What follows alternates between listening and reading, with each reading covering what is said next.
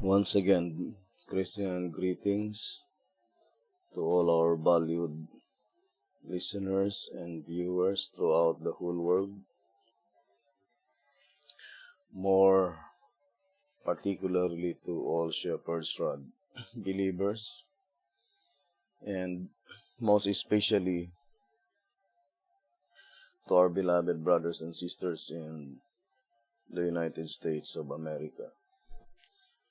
Special greetings to all the brethren in Fiji Island, in Africa, Mexico, Spain, United Kingdom, and also to our brethren in Australia, and to the rest of the living saints, 144,000 in number scattered throughout the whole world. Good evening, and may the good Lord bless you, brothers and sisters. This is our episode number 10 on the subject, the woman and the red dragon.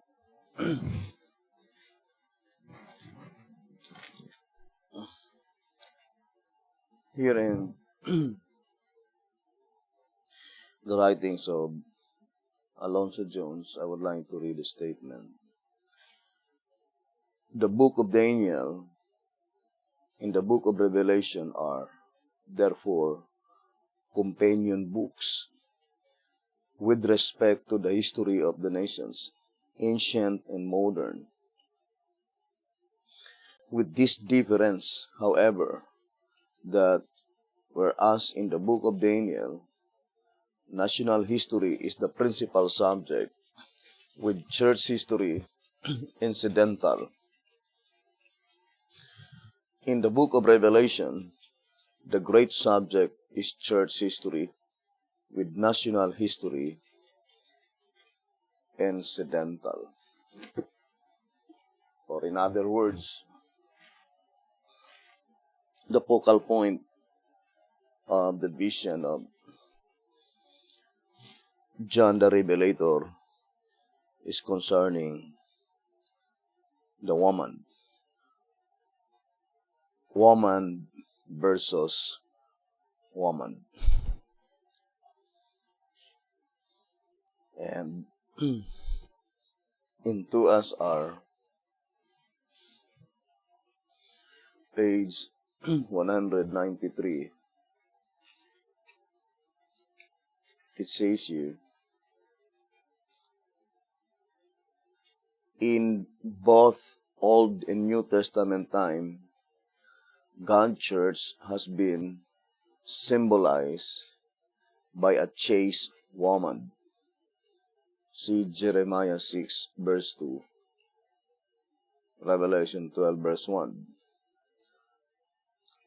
Inspiration makes no change in the rule for a symbol of an impure church, for in Revelation 17 verse 1, 4 and 5, an harlot is used to point out a church or churches that are fallen or untrue. And 2SR page 193. In the Great Controversy, 381, it says, let's read the statement. In Revelation 14, the first angel is followed by a second proclaiming, Babylon is fallen, that great city, because she made all nations drink of the wine of the wrath of her fornication. Revelation 14 verse 8. The term Babylon is derived from Babel and signifies confusion. It is employed in scriptures to designate the various forms of false or apostate religion. In Revelation 17, Babylon is represented as a woman, a figure which is used in the Bible as the symbol of a church. A virtuous woman representing a pure church. A vile woman, an apostate church. And the great controversy, 381.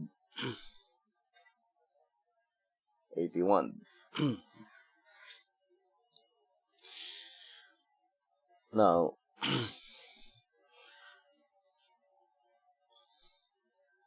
let us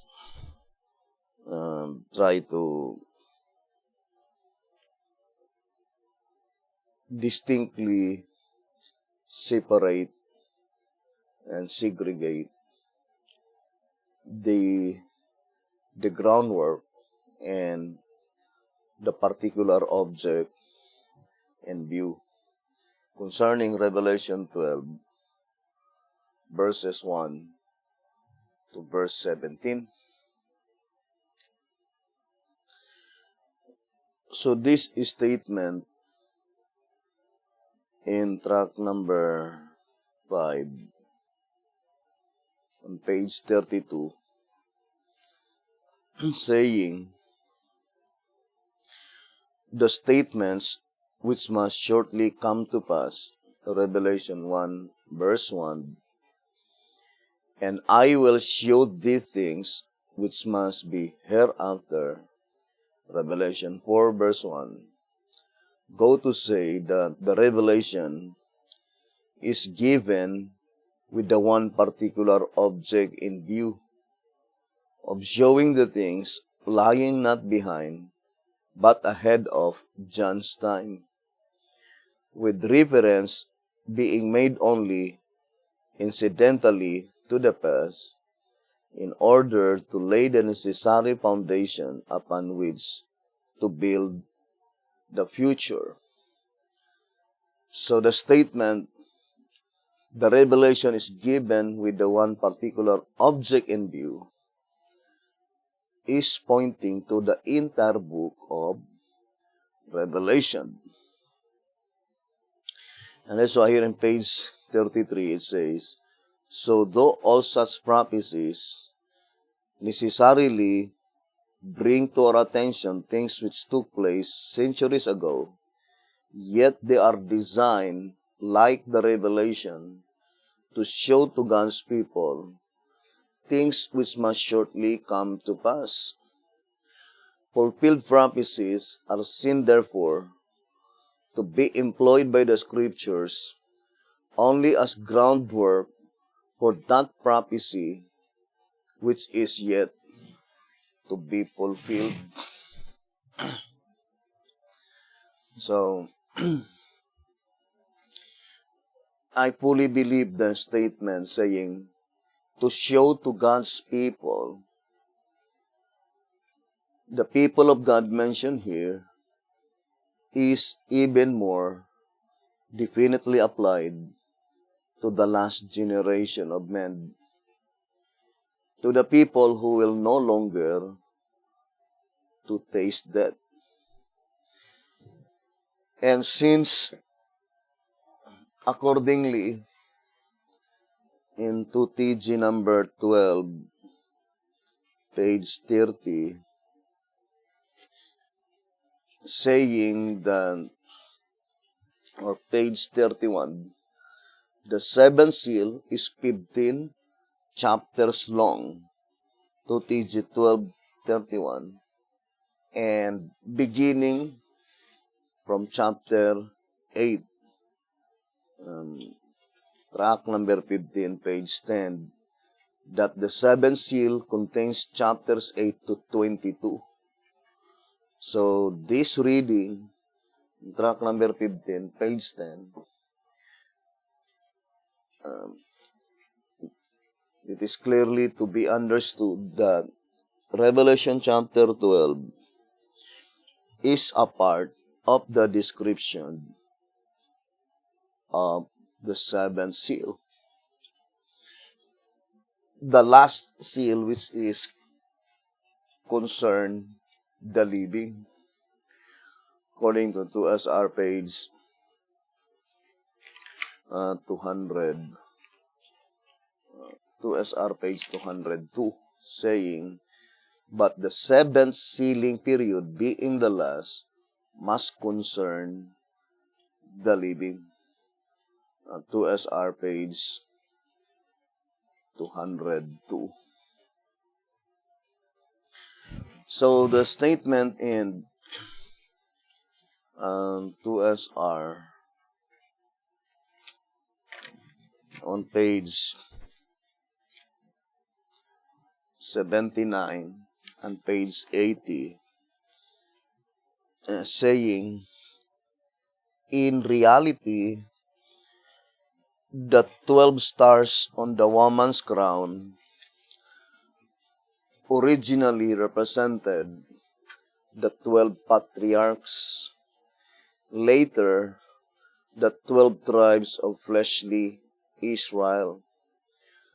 After that, the 12 apostles, and last, the 12 tribes of spiritual Israel, by which the 144,000 are taken out. Thus again, it proves number 4 to be an important number, and that by the woman, these 4 periods are represented. So we are now studying Revelation chapter 12, the 4th period of the representation of the woman, by which in reality, that is the particular object in view. Now, according to the great controversy in page 505, the great controversy, page 505, saying, I will put enmity between thee and the woman, and between thy seed and her seed. It shall browse thy head, and thou shalt browse his heel. Genesis 3 verse 15. The divine sentence pronounced against Satan after the fall of man was also a prophecy, embracing all the ages to the close of time, and foreshadowing the great conflict to engage all the races of men who should live upon the earth. So, the last and the final conflict, all races will be engaged according to this reading, brothers and sisters. And in early writings, let's read again the statement, plainly telling us on page 143, early writings, it says, this remnant existing amid the signs and wonders that ushers in the great and terrible day of the Lord is doubtless the remnant of the seed of the woman spoken of in Revelation 12:17, the last generation of the church on earth.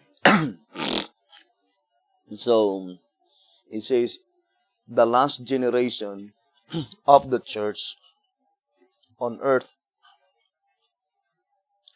And Words to the little flock. The last generation are the generation by which God designs them to be translated to heaven without seeing death. So let us read spiritual gifts.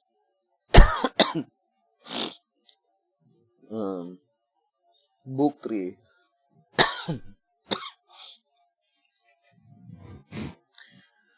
Page 26.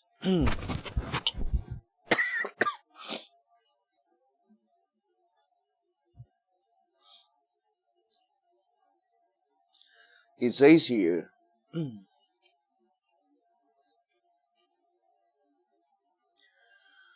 the woman is a symbol of the church, and the remnant of the church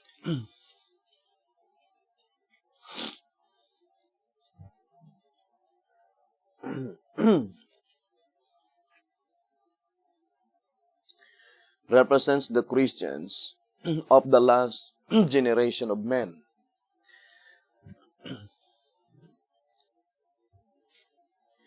Living just prior to the second advent.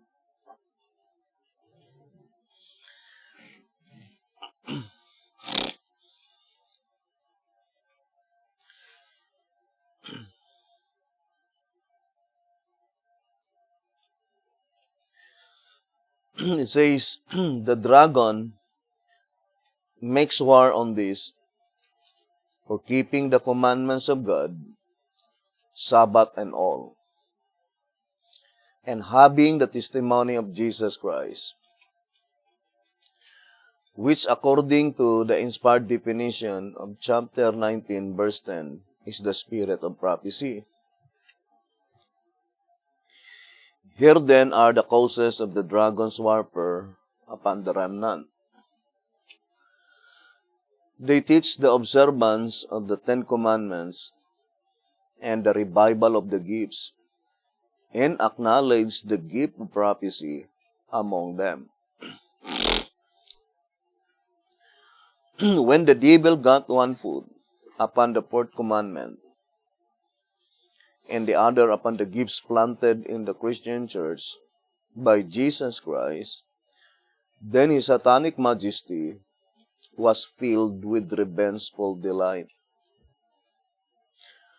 But when the remnant whom God designs to fit for translation to heaven without seeing death, ask for the old paths, where is the good way, and walk therein, then the dragon is wroth, and makes war on them.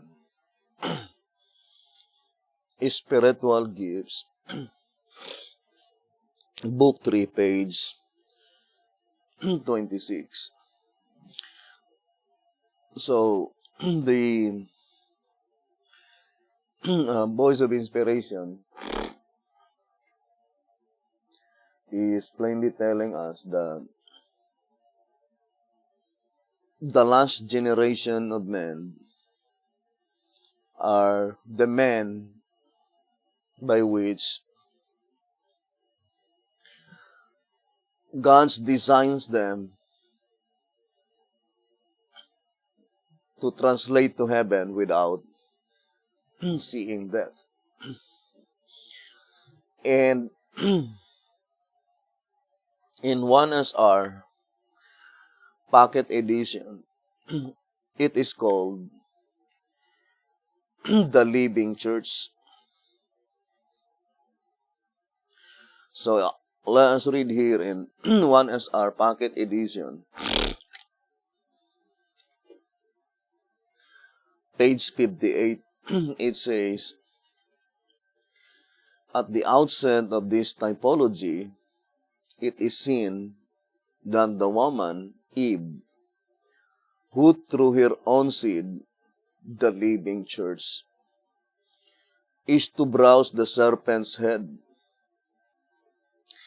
Genesis 3 verse 15 typifies the church preceding the Hebrew dispensation.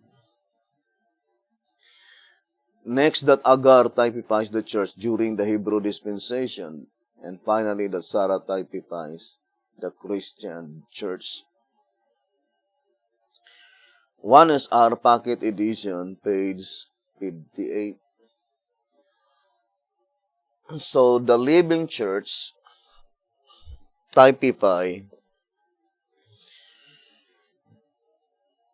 the priesthood preceding the Hebrew dispensation. And we know that that is the Melchizedek priesthood. So, we need now to study the symbolization of the woman, the vision of John. In Revelation 12, verses 1 to 17, in different angles, brothers and sisters. And our main objective is to find out that predicted event symbolized by the woman in the last generation of men, according to our reading. I would like to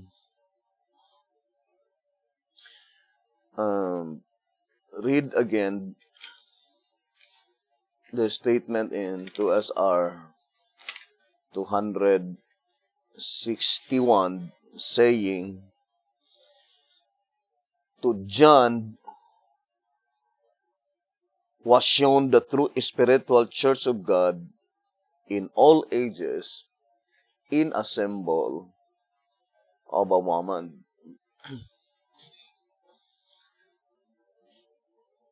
So, the only way that we could be able to ascertain clearly that that is the true church of God, more particularly in the generations which we are living in, the last generation, we need to study the church in the symbolization of the woman.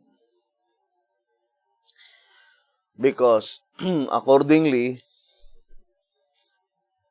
in 1SR 124, symbols do not lie. It says 124 in 1SR, the picture tells the story. Symbols do not lie.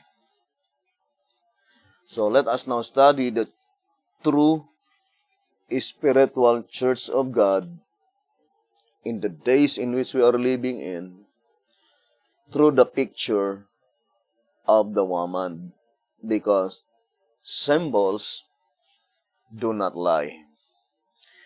And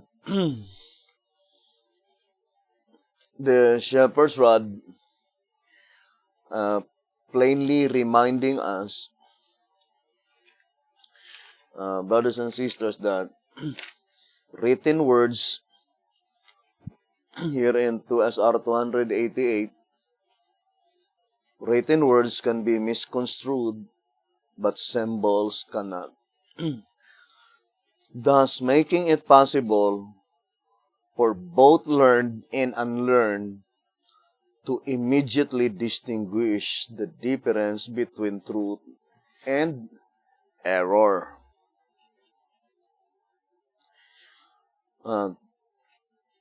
2SR page 288. So, the enemy the enemy of God, according to SR page 10, succeeded in confusing the written word of God. But God completely uncovers the traps of the devil by these symbolic revelations. 2SR page 10. While the enemy has succeeded in confusing the written word, God lightens the earth with His glory by these symbolic revelations. And among the symbolic revelation, it is the symbolization of the woman. In 12 symbolic code,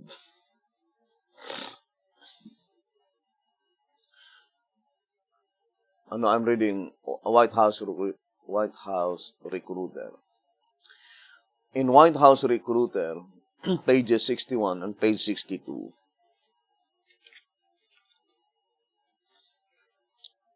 it says, "Now at the 11th hour, therefore, the recruiter is marshaling forces the world around to the standard of the great Prince of Truth in preparation for heaven's imminent D-Day assault against the abominations that are carried on by the hypocrites by the dragon's blood." Revelation 12 verse 15. Or in other words, the D-Day assault is the last and the final warning against the dragon's blood, the hypocrites. And then it says, "Soon, though the earth will open its mouth and swallow up the flood, then those who are left, the remnant, the escape of Israel," Isaiah 4 verse 2.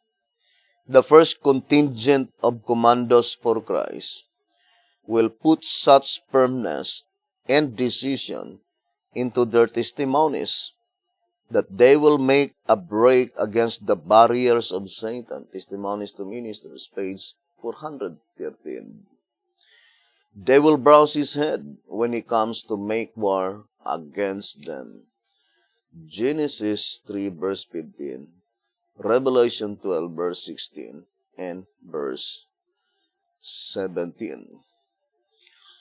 So here in White House Recruiter, pages 61 and page 62, the 11th hour servants is called by inspiration the first contingent of commandos for Christ. The living church, the predicted seed of the woman to browse the serpent's head.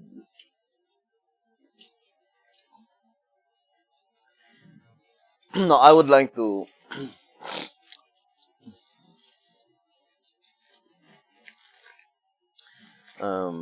let me see.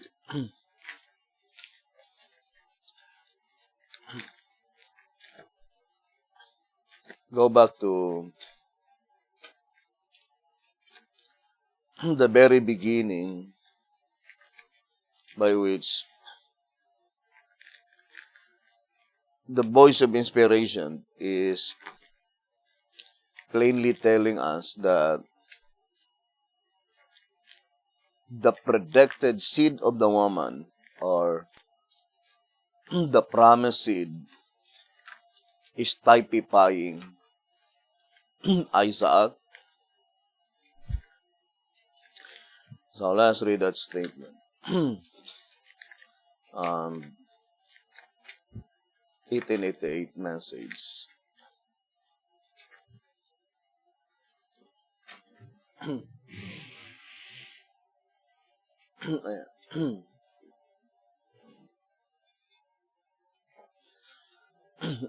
Let me see. And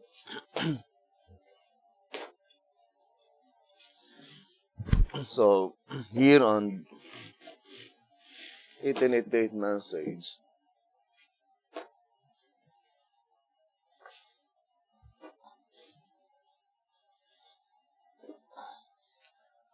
let's read.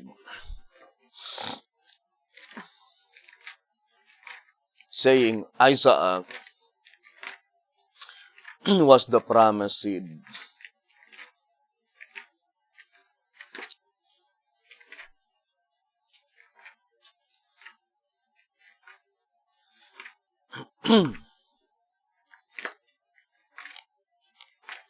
And according to the voice of inspiration,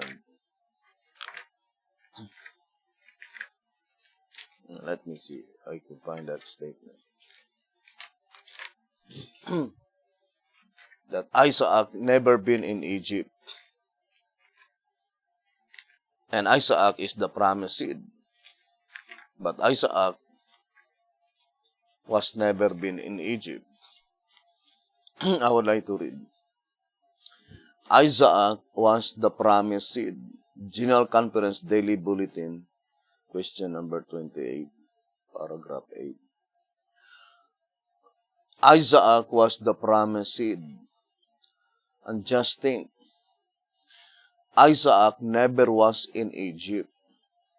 You remember that. There was a famine in Egypt. And he started to go there. But the Lord said to him, do not go into Egypt. Abraham was in Egypt. Sarah was in Egypt. Israel was in Egypt. But Isaac never was in Egypt. He was the child of promise, born of the Spirit from the beginning. So what does it mean, brothers and sisters, that the promised seed, Isaac, was never in Egypt? Now, I would like to read this statement.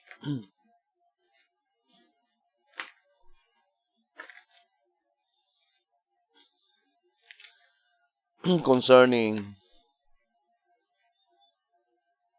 the promised seed. It says,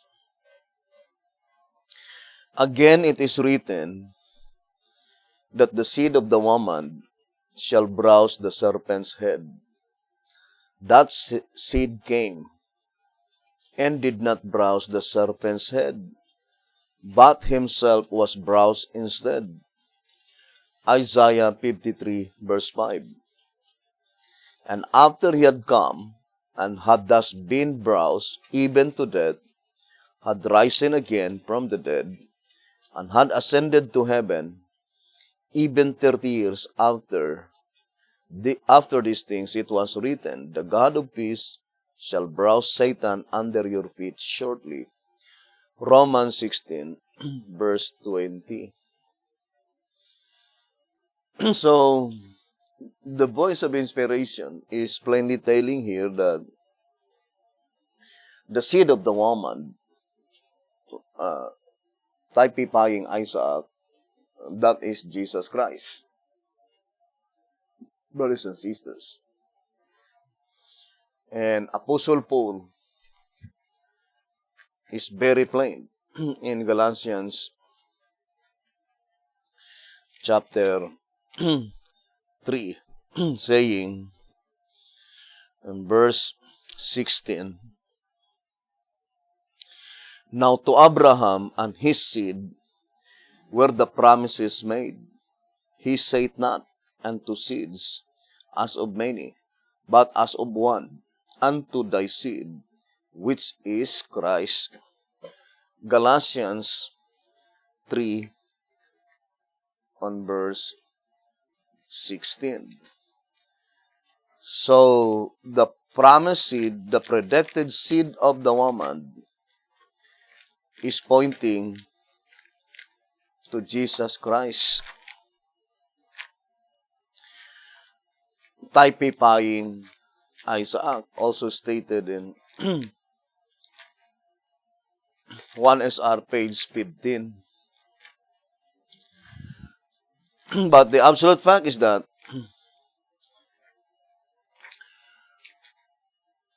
when Jesus Christ came,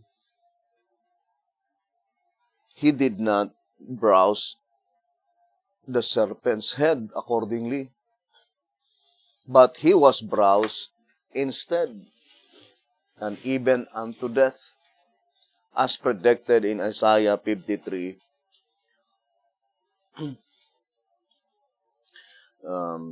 verse 5. And accordingly, 60 years later, after Jesus Christ ascended to heaven, Apostle Paul, in his epistles to the Romans, in Romans 16 verse 20, plainly indicating that such predicted event was still unfulfilled. And we already proven with absolute fact that such predicted event in Genesis 3 verse 15 will be fulfilled in the last generation of men. And that is represented by the living church, by which in White House Recruiter, pages 61 and page 62, it clearly pointed out to the last ordained ministry, the first contingent commandos for Christ, which is the 11th hour servants. And that is why here in White House Recruiter, on page 25,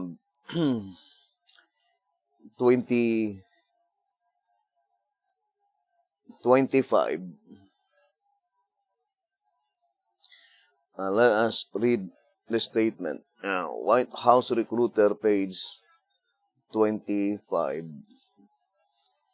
What is more, no right-thinking mind can even begin to conceive of the possibility that with any less holy and formidable an agency than such a mighty ministry, one escape from sin and sinners and judgment, can and will the Lord ever finish the work and cut it short in righteousness.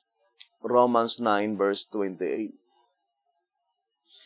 Thereby saving his people from the terrible tempest that is now about to break upon the earth unless it lent and bread. Satan grimly knows this. He knows his time is short and growing fearfully shorter. He knows that this faithful ministry are soon to be disclosed to view and to take the field against him. He knows that that will be his Waterloo. Hence his supreme effort now to eliminate them. Finding out at last, though that he cannot do so, his consequent aim will be to bring the time of trouble such as never was. Daniel 12 verse 1, in hope of destroying all. White House Recruiter, page 25. So, here the voice of inspiration is plainly telling that Satan grimly knows that that last ordained ministry, the 11th hour servants, will be his Waterloo. Therefore, his supreme effort is to eliminate them, according to the voice of inspiration. And we will now be studying in what way that he did his supreme effort to eliminate them. But in his last and final and supreme effort, according to the voice of inspiration, it is a complete failure. It says here, I would like to read to you, 11 Symbolic Code number 7, page 15 and 16. But we are here told that Satan's defeat in these endeavors will be complete and shameful. 11 Symbolic Code number 7, page 15 and 16. That Satan's final defeat will be complete and shameful, or very embarrassing. Now let us read this reading. It says, all the time God's oath was to give that land to Abraham and to his seed. Do not put seeds upon it when God has torn it off. Do not put an S to that when God has torn it away. He saith not unto seeds as of many, but as of one, unto thy seed, which is Christ. There were many of them, that is true. 3 million came out of Egypt. But these are not the ones that God was speaking of when he said, to thee and to thy seed, which was as of one, and which is Christ. Do you see that? Do not let the multitude of Israel get into your mind when you read the words, to thee and to thy seed. When God cuts off the S, we are not allowed to put in there at all. We must not put it there even in our thinking. Who was the seed? Christ. When he says, to thee and to thy seed, you and I must not read it in any other way than to thee and Christ will I give it for an everlasting possession. We must not put any others than Christ there, except through Christ. To thee and Christ will I give it. So, that is the statement given by the voice of inspiration, brothers and sisters. So, what does it mean by that declaration? That the predicted seed of the woman must be the people of God, by which God, Jesus Christ, will be in their midst. Or in other words, brothers and sisters, Jesus Christ cannot be mistaken.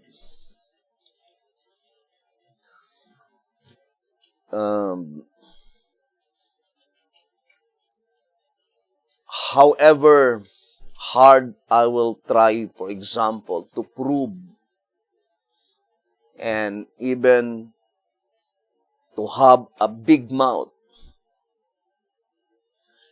to claim that we are the true and the final movement, the last ordained ministry. But the fact is that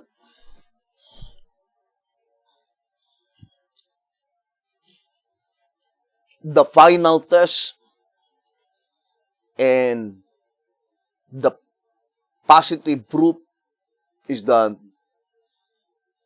Jesus Christ will be in their midst.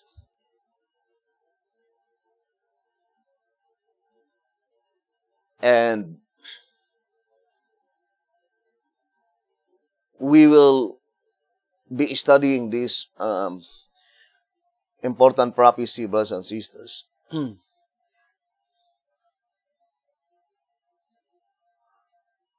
Now, let us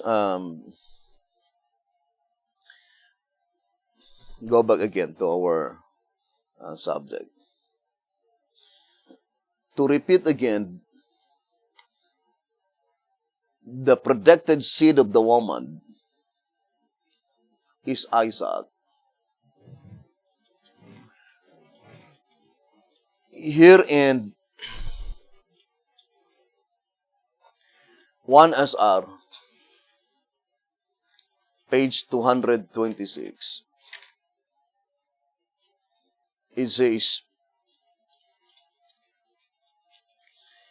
the types themselves are not the true object, no more than a photograph is, but it is a representation which pictures an unmistakable evidence, the object in view. We already read in 1 SR 124 saying, the picture tells the story. And symbols do not lie.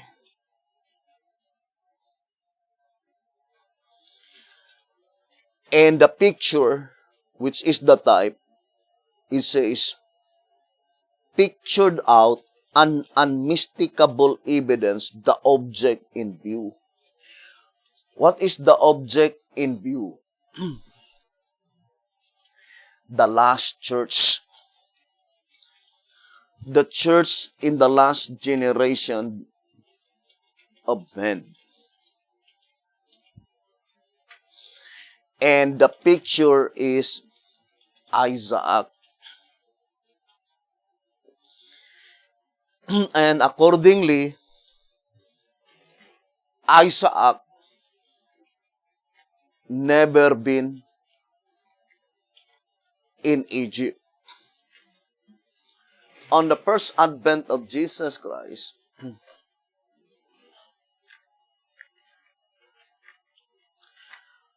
so let's read.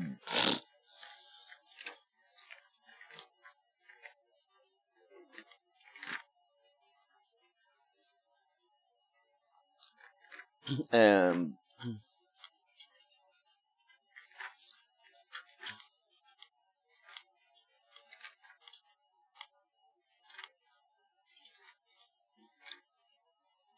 it says here,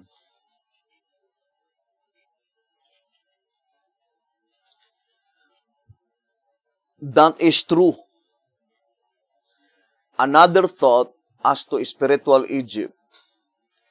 It is written of Jesus, out of Egypt have I called my son. Why is that written about Jesus?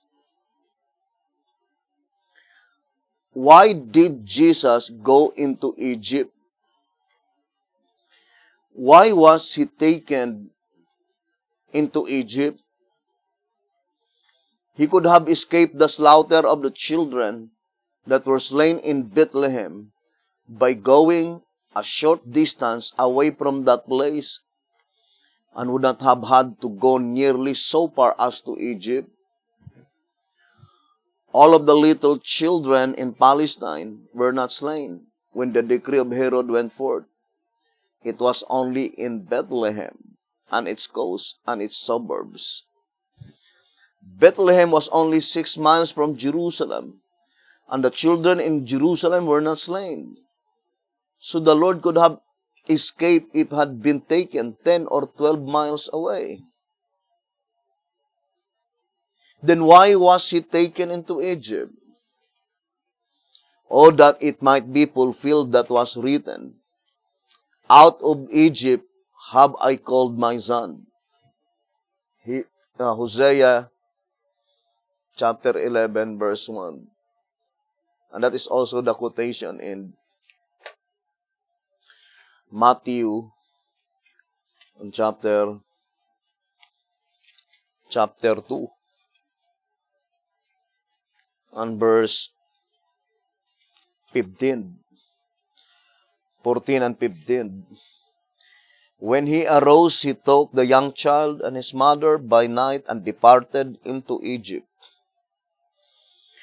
and was there until the death of Herod, that it might be fulfilled which was spoken of the Lord by the prophet, saying, Out of Egypt have I called my son.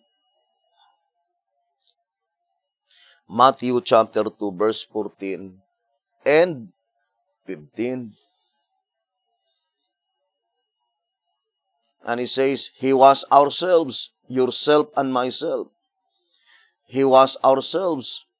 And as God met His people in Egypt and led them out, so our Savior came to where we are and was as we are, and was called out of Egypt, thus showing that whoever would be as He is must likewise come out of Egypt. He was the Son of God, and He was called out of Egypt, thus showing that all who will be sons of God must also come out of Egypt. For it is written of all as of Him, Out of Egypt have I called my son. Are you a son of God? Out of Egypt have I called my son. But there is another prophecy that we are trying now to study, brothers and sisters, concerning Isaac. Isaac was the son of God, but he never been in Egypt. So, we need to study closely. So, the occurrences on the first advent of Jesus Christ is a living witness that that is not the fulfillment of the prophecy that He will establish the kingdom of glory. Brothers and sisters, I would like to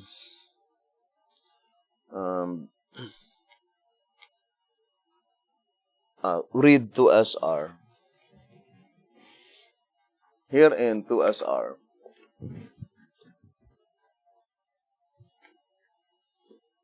on page, let's read,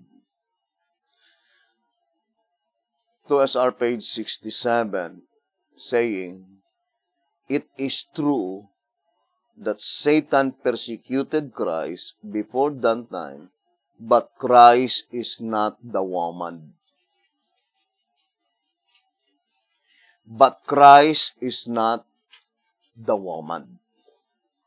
2SR page 67.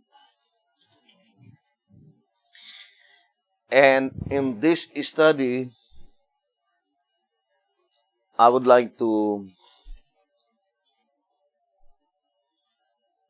emphasize that on the first advent of Jesus Christ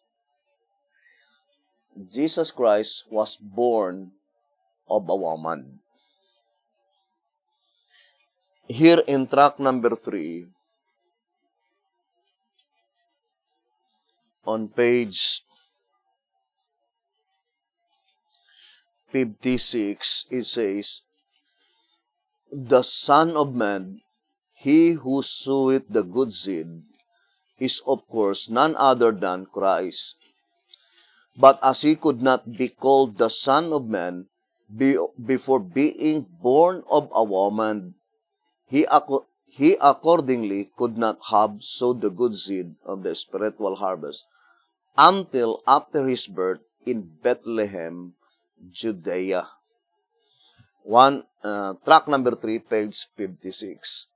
So, the first advent of Jesus Christ, accordingly, the description is that He was born of a woman. So, the prediction in Galatians chapter 4, in reality, was still unfulfilled, saying, "But when the fullness of the time was come, God sent forth His Son, made of a woman, made under the law."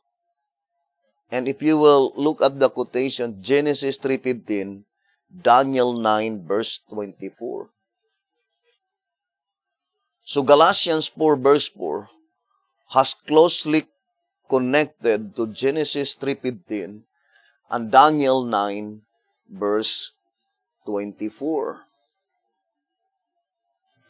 Now, before reading Daniel chapter 9, verse 24,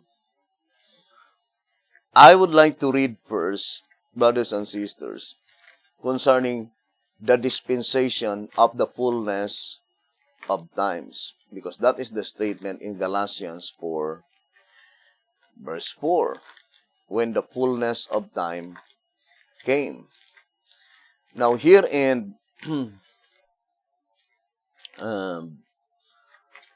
the writings of Alonzo Jones, I would like to read here the statement. The antitypical Day of Atonement he identified with the dispensation of the fullness of the times. But I would like to read the statement saying, although the dispensation of the fullness of the times began in the fall of 1844. So the dispensation of the fullness of times commenced in 1844 onwards. And as a matter of fact, the statement in Revelation 4 verse 1, according to the Shepherd's Rod, pointing forward to 1844. So, let's read to SR page 191. It says, therefore, to SR 191, therefore, the word hereafter in chapter 4, verse 1, means from the time of the vision, pointing forward to 1844. So the focal point of the entire book of Revelation must be from 1844 onwards, logically, because if the intention of God is to the generation prior to 1844, then why is it that God sealed the book so that no one could understand the book of Daniel and the book of Revelation, not until in 1844? So it is very illogical. So the mere fact that God gives not the understanding to the people, according to 2TG number 7, page 3, that the understanding was not given to the people in the time of the past, due to the fact that it is not intended to them,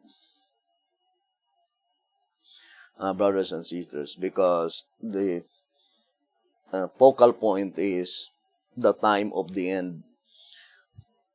But in 2TG number 12, page 30, saying, the revelation, therefore, is to be more fully understood during the judgment of the living, plainly indicating that the time of the end is divided into two divisions.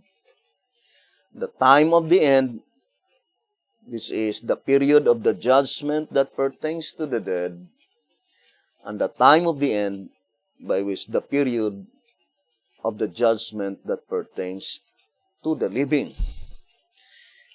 So, to repeat again, the particular object and view of the entire book of Revelation is the last generation of men. The generation by which you and I are living. Now, let us go back again, brothers and sisters. So, Genesis 3 verse 15, accordingly, the promised seed, which is Jesus Christ, that Jesus Christ will bruise the serpent's head, brothers and sisters, through the medium of a woman. Brothers and sisters, according to the voice of inspiration. Now, let us enumerate the reasons why it cannot be applied on the first advent of Jesus Christ. First, according to the Bible, instead that Jesus Christ will bruise the serpent's head, it is the serpent that bruised his head, even unto death. According to Isaiah 53 verse 5. And the mere fact that Apostle Paul in Romans 16 verse 20 declared clearly that such predicted event was still unfulfilled. And the second reason is that at that time, Jesus Christ was born of a woman. And at the time when Jesus Christ was born, she is not the woman, or he is not the woman, according to 2SR page 67. And the third reason is that Jesus Christ was in Egypt, whereas the promised seed, which is Jesus Christ, it is typifying the life of Isaac, and Isaac was never in Egypt. Now, through that picture, tells the whole story with unmistakable evidence that the 11th hour servants, the last ordained ministry, that God had promised that God will be in the midst of them, could not be a group of people which is in Egypt. Now, if we will be saying that the whole world is Egypt, brothers and sisters, then the same argument used by B.T. Hotep in track number 12, I would like to read. Let us read a statement saying that it would be superfluous to say that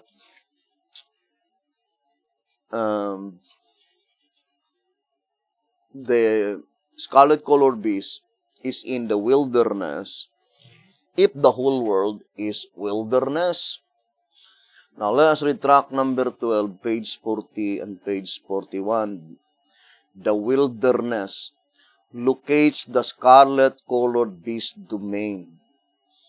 By contrast, a wilderness is the opposite of a vineyard.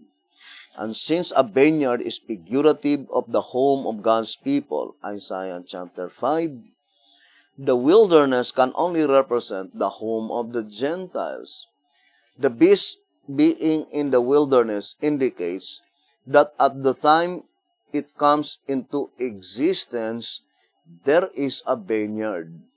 Obviously, it would be superfluous to designate the wilderness if the whole world is wilderness. Track number 12, page 40 and 41. So, with such argument, it is superfluous to declare that Isaac was never in Egypt if the whole world is Egypt. Illogical and unreasonable. And in this study, brothers and sisters, let us distinctly separate spiritual Egypt and the literal Egypt and the physical Egypt. The physical Egypt is the very place by which ancient Egypt was located. Now, I would like to read this reading. Spiritual Egypt is indeed the literal Egypt, because spiritual things are the most literal of all things. There is, as there always has been, a physical Egypt over there in northern Africa, through which the river Nile flows, but that is not the literal Egypt. The literal Egypt is spiritual Egypt. So, let us distinctly separate the literal Egypt, brothers and sisters, which is the spiritual Egypt, and the physical Egypt. The physical Egypt is the very place by which ancient Egypt was located, where the river Nile flows, according to the voice of inspiration. Now, for example, according to the Shepherd's Rod, I would like to read this reading. 1 TG number 7 on page 1 TG number 7, pages 10 and page 11, it says, "Mark you, every adult that left Egypt, except Caleb and Joshua, had to be buried before the youth could cross the Jordan. Why? Because though God did take them with ease out of Egypt, or that is, out of physical Egypt, He could not get Egypt out of them." So that is the literal Egypt and the spiritual Egypt. God have a hard time to get out literal and spiritual Egypt out of their lives, according to this reading in 1 TG number 7, page 10 and page 11. Although that is not our main subject, but just to relate, brothers and sisters, so that in this study, one of the infallible proof by which you can distinguish the last and the final movement represented by the seed of the woman. Who is the seed of the woman? Isaac. Isaac is the picture of the woman, by which that woman is represented by the fulfillment of Galatians 4 verse 4. Jesus Christ is made of a woman, brothers and sisters. So, that's what it means. Meaning, Jesus Christ is in their midst. And the picture is telling you and I, pointing to the type, which is Isaac. And Isaac was never in Egypt. So if we could be able to locate what is literal Egypt and spiritual Egypt, then immediately you can easily discern where does the woman, the seed of the woman, the last ordained ministry, the 11th hour servants can be found for sure. They could not be found in Egypt. Because the picture tells the story. Symbols do not lie. The picture, according to 1 SR 226, pictured out with unmistakable evidence the particular object in view. Now,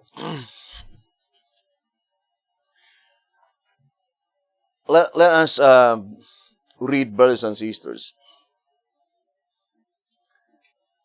the statement in 1 SR page 76. The land of Goshen.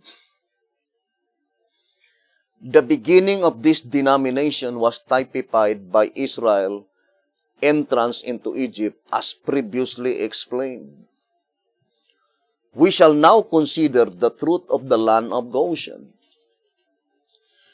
Joseph brought Israel into Egypt and gave them the part of the land to dwell in, which was the best land in the country of Egypt.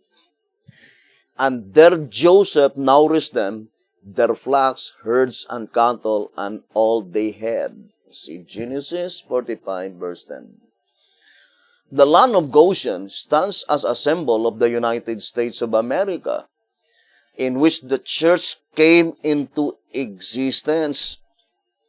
While our country is productive like the land of Goshen, the richest in the world, and a Protestant nation, it is the best for missionary work, for it is made up of all nations, and therefore, like the land of Goshen, the most productive in Egypt, the world. So what world mentioned here, by which, brothers and sisters, United States of America is represented only as a part of Egypt, which is the land of Goshen. But the absolute fact is that the land of Goshen is a part of Egypt. And being a part of Egypt, brothers and sisters, remember, I would like to read again the voice of inspiration. Let's read again the statement. Saying, the promised seed is Isaac. And Isaac, he says, Isaac was the promised seed. So, the promised seed of what? To browse the serpent's head. The last ordained ministry. And just think, Isaac never was in Egypt. You remember that. There was a famine in Egypt, and he started to go there. But the Lord said to him, do not go into Egypt. Abraham was in Egypt. Sarah was in Egypt. Israel was in Egypt. But Isaac never was in Egypt. He was the child of promise, born of the Spirit from the beginning. So we have the unmistakable evidence, that picture typifying the life of Isaac, that the seed of the woman, the promised seed, it was pictured out with unmistakable evidence typifying the life of Isaac, by which Isaac was never in Egypt. The last ordained ministry, according to the voice of inspiration. Now, brothers and sisters, we can connect our subject in the subject of the Assyrian Confederacy. Now, here in track number 14 On page 32, let us read again the statement given here, saying, the high points of this confederacy, some of which are still unfulfilled, fall into sequence thusly. The overthrow of both ancient Israel and Syria by ancient Assyria as a divine judgment, especially upon Israel, for confederating against her own brethren, the kingdom of Judah, Isaiah 7, verse 2-9. The birth of a man-child, Emmanuel, to a virgin for a sign to the house of David. Isaiah 7, verse 13 and 14.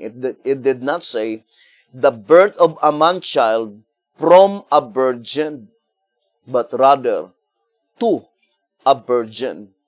The birth of a man-child, Emmanuel, to a virgin, for a sign to the house of David. Isaiah 7, verse 13 and 14. So, the sign that is the house of David is the birth of a man-child to that virgin woman, typifying the biological mother of Jesus Christ, Mary, virgin woman, brothers and sisters, and the fulfillment of Galatians 4 verse 4, in the fullness of time, Jesus Christ is made of a woman. But what I'm trying to emphasize, brothers and sisters, first is to have a clear conception concerning Egypt. In that connection, brothers and sisters, I would like to read to you here in 1SR Pocket Edition on page 44. It says, so the antitypical years of famine in the gospel dispensation, Christ must have, as the figure shows, provided his church with the best land available while on her antitypical sojourn among the Gentile nations, the wilderness. Revelation 12 verse 6. There in the antitypical Goshen was she nourished for a time and times and half a time. Revelation 12 verse 14. We know that during the dark ages of religion, here according to 1SR Pocket Edition, page 44, the woman is in the wilderness, brothers and sisters, but the absolute fact is that it is in the United Kingdom, or somewhere in the United Kingdom, by which the true people of God had been hidden during the dark ages of religion. So here, brothers and sisters, the Great Britain or the United Kingdom or England, being the mother nation of the United States of America, so in this instance, we can easily discern, brothers and sisters, that it is pointing to England and United States of America. United States of America is the land of Goshen, and the entire England is the literal Egypt, brothers and sisters. And Goshen is, brothers and sisters, represented by the United States of America. Now, let us go back again to our study. To repeat again, brothers and sisters, the voice of inspiration says, Isaac was in Egypt, Sarah was in Egypt, Abraham was in Egypt, Jacob was in Egypt, Israel was in Egypt, but Isaac was never in Egypt. So the only picture by which can typify the life of Isaac is the last ordained ministry, the 11th hour servants, brothers and sisters, the predicted seed of the woman in the last generation of men. It was represented by the life of Isaac, by which Isaac was never in Egypt. And Isaac was commanded by God not to go into Egypt. And according to the Bible, Isaac desired to go to Egypt, but God told him to not go into Egypt.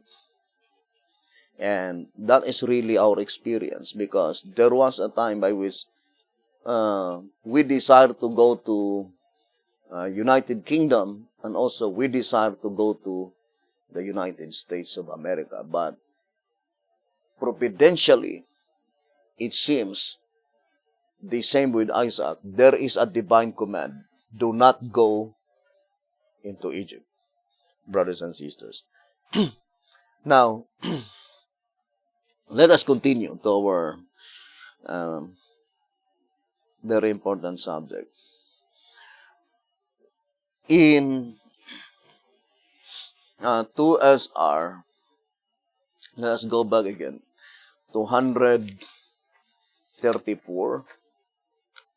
It says, 2SR page 234, why only 2 kinds of cereals brought to view?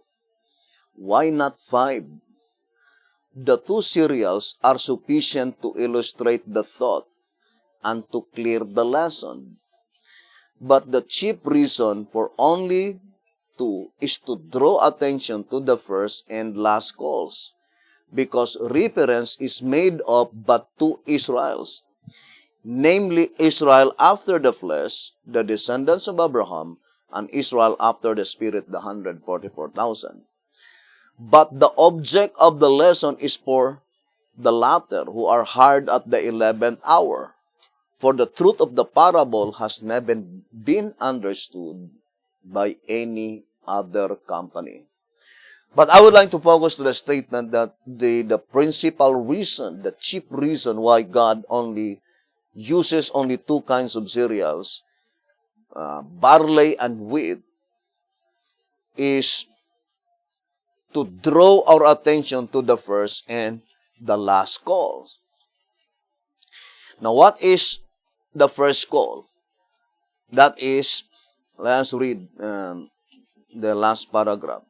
Now the question why the voice from the throne said, 1 measure of wheat for a penny, first, and 3 measures of barley for a penny, last, will be answered.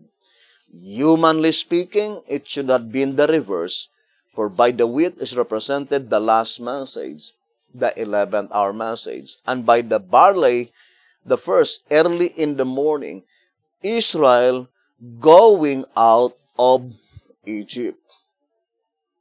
So the first call is Israel going out of Egypt. And the last call, it must be spiritual Israel going out of Egypt. Brothers and sisters. Now, it is very important to understand this prophecy because it involves the predicted woman. Here in 2SR, it says here, in 2SR page 75, it says, let's read the statement. Therefore the woman clothed with the sun and travailing with child is the period after Israel went out of Egypt. So it says, so the period by which the woman is clothed with the sun, it is the movement in the wilderness.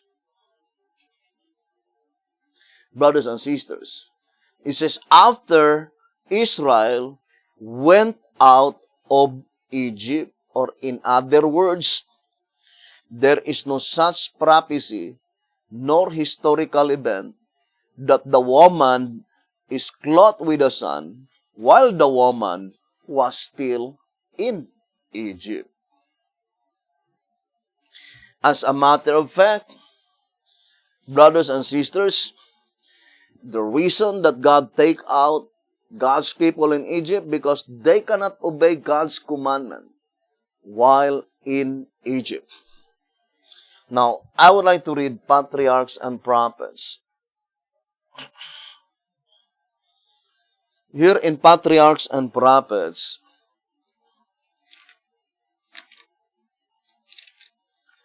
on page 757, and it says it is taken from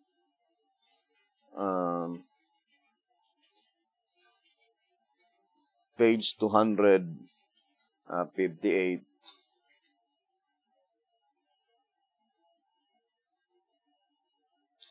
I would like to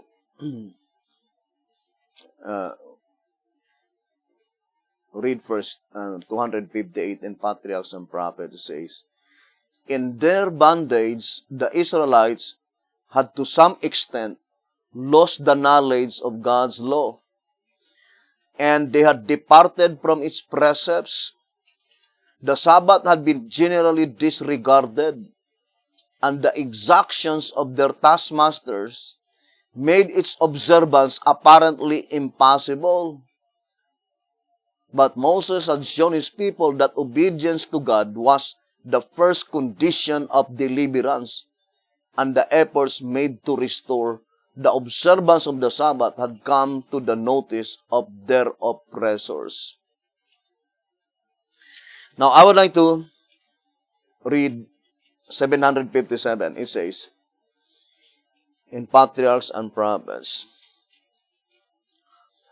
in the command for Israel's release, the Lord said to Pharaoh, Israel is my son, even my firstborn. Let my son go, that he may serve me. Exodus 4 verse 22 and 23.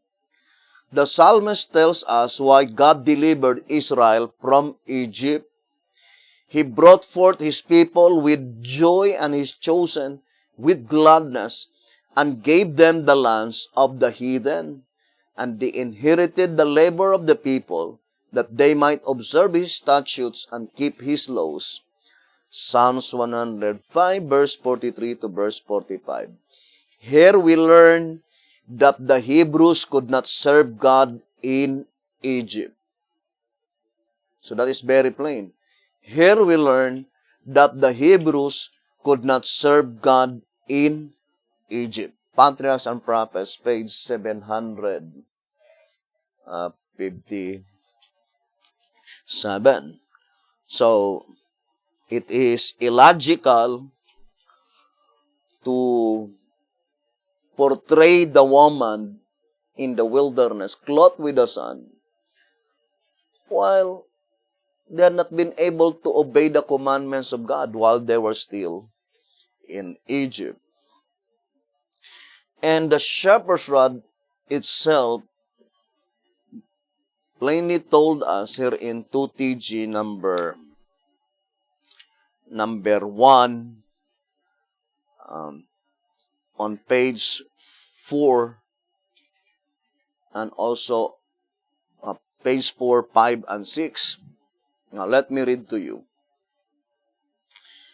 In the writings of Moses, 2TG number 1, page 4, in the writings of Moses, we do not find a record as to the faithfulness of the children of Israel in the land of Egypt. Whether they were good or bad, Moses does not say.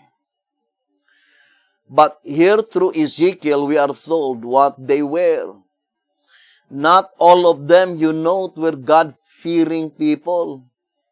This scripture makes clear that even when God called them to move out of the land, out of Egypt, the majority were unfaithful in their devotion to God.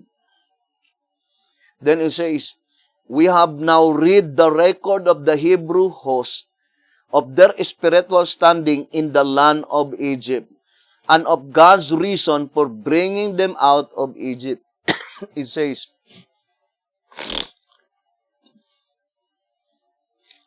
and then it says, next we shall read the record which they made in the wilderness.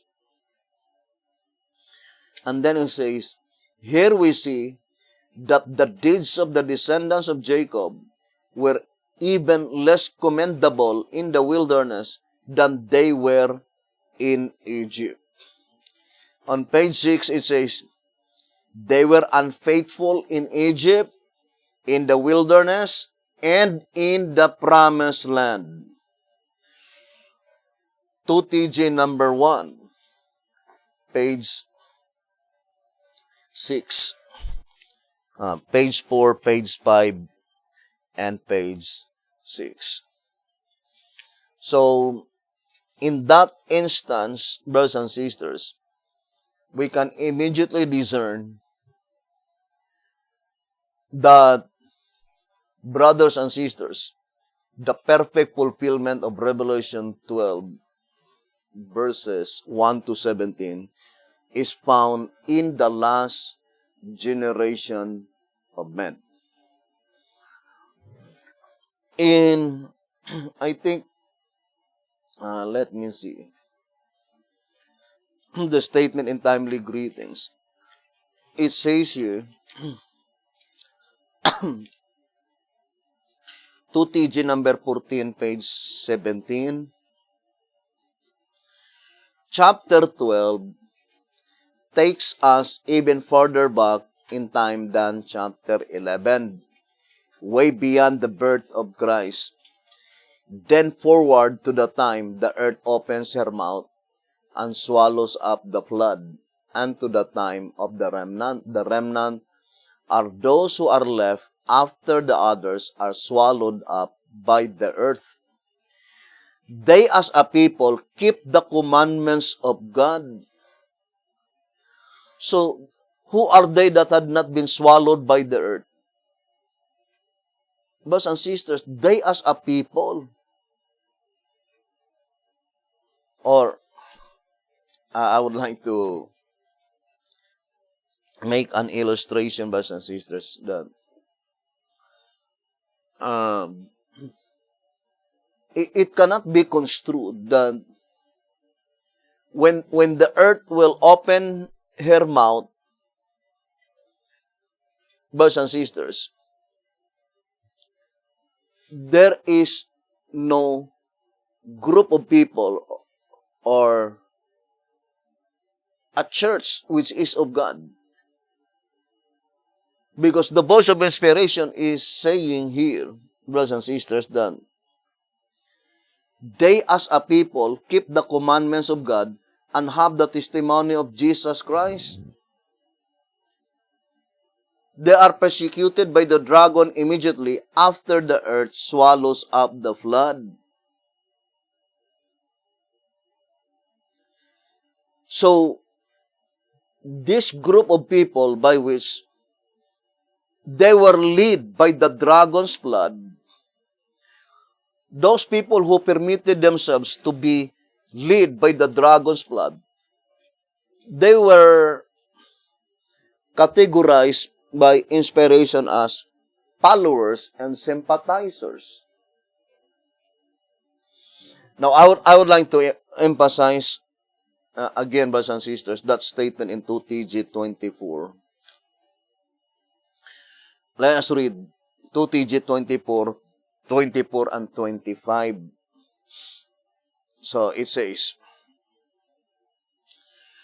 finally, what could be the dragon's blood that proceeds out of his mouth, if not dragon-prompted interpreters of the scriptures through whom he expects to cause the church to be carried away.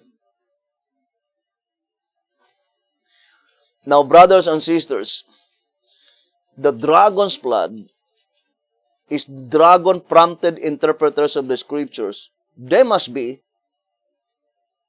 in the leadership. Uninspired leadership. Uninspired by the Spirit of God, but they were inspired by the Spirit of Satan. And that is why it is called dragon-prompted interpreters of the scriptures. And then it says, truly the self-appointed prophets in Israel of today are more in number than were the prophets in Elijah's day. Therefore, the dragon-prompted interpreters, which is the dragon's blood, they are the prophets and priests of Baal. According to this reading, brothers and sisters. So it is very important now to study who are they, the prophets and priests of Baal. The mere fact that the shepherd's rod is saying that the prophets of Baal and the priests of Baal in our day is more in number than in the days of Elijah. The prophets of Baal and the priests of Baal in the days of Elijah more or less are 850, according to Prophets and Kings 116. So, the dragon's blood, dragon-prompted interpreters, which is the prophets of Baal, being more in number than in the days of Elijah, then it must exceed more than 850. So it cannot be applied to the people who claim inspiration. Because if you will open your eyes and understanding, for example, among the media, I think it will not even reach to number 50, those who claim that they were inspired. So the prophets of Baal, as stated in the shepherd's rod in 2TG 41, page 7, let us read again. It says, the prophets of Baal in our day even boast that they were not inspired. They are not inspired. That what they teach and preach is what they themselves discovered by deep study and research. They even sneer at those who claim to be inspired of the Lord. 2TG 41, page 7. Who are they, the prophets of Baal? They are those people who avowedly no claim to inspiration, but in spite of the fact that they do not claim inspiration, they were teaching prophecy. Very illogical. And why is it that the people, they welcome these people? Because the reality is that these prophets of Baal is the one that instilled into their minds, according to John Conference Special in page 30 and 31, leading God's people into the greatest fallacy and folly of the day. Brothers and sisters, by which in 2TG 24:22 it says that there is only one thing, that their congregation had been warned to look for false prophets.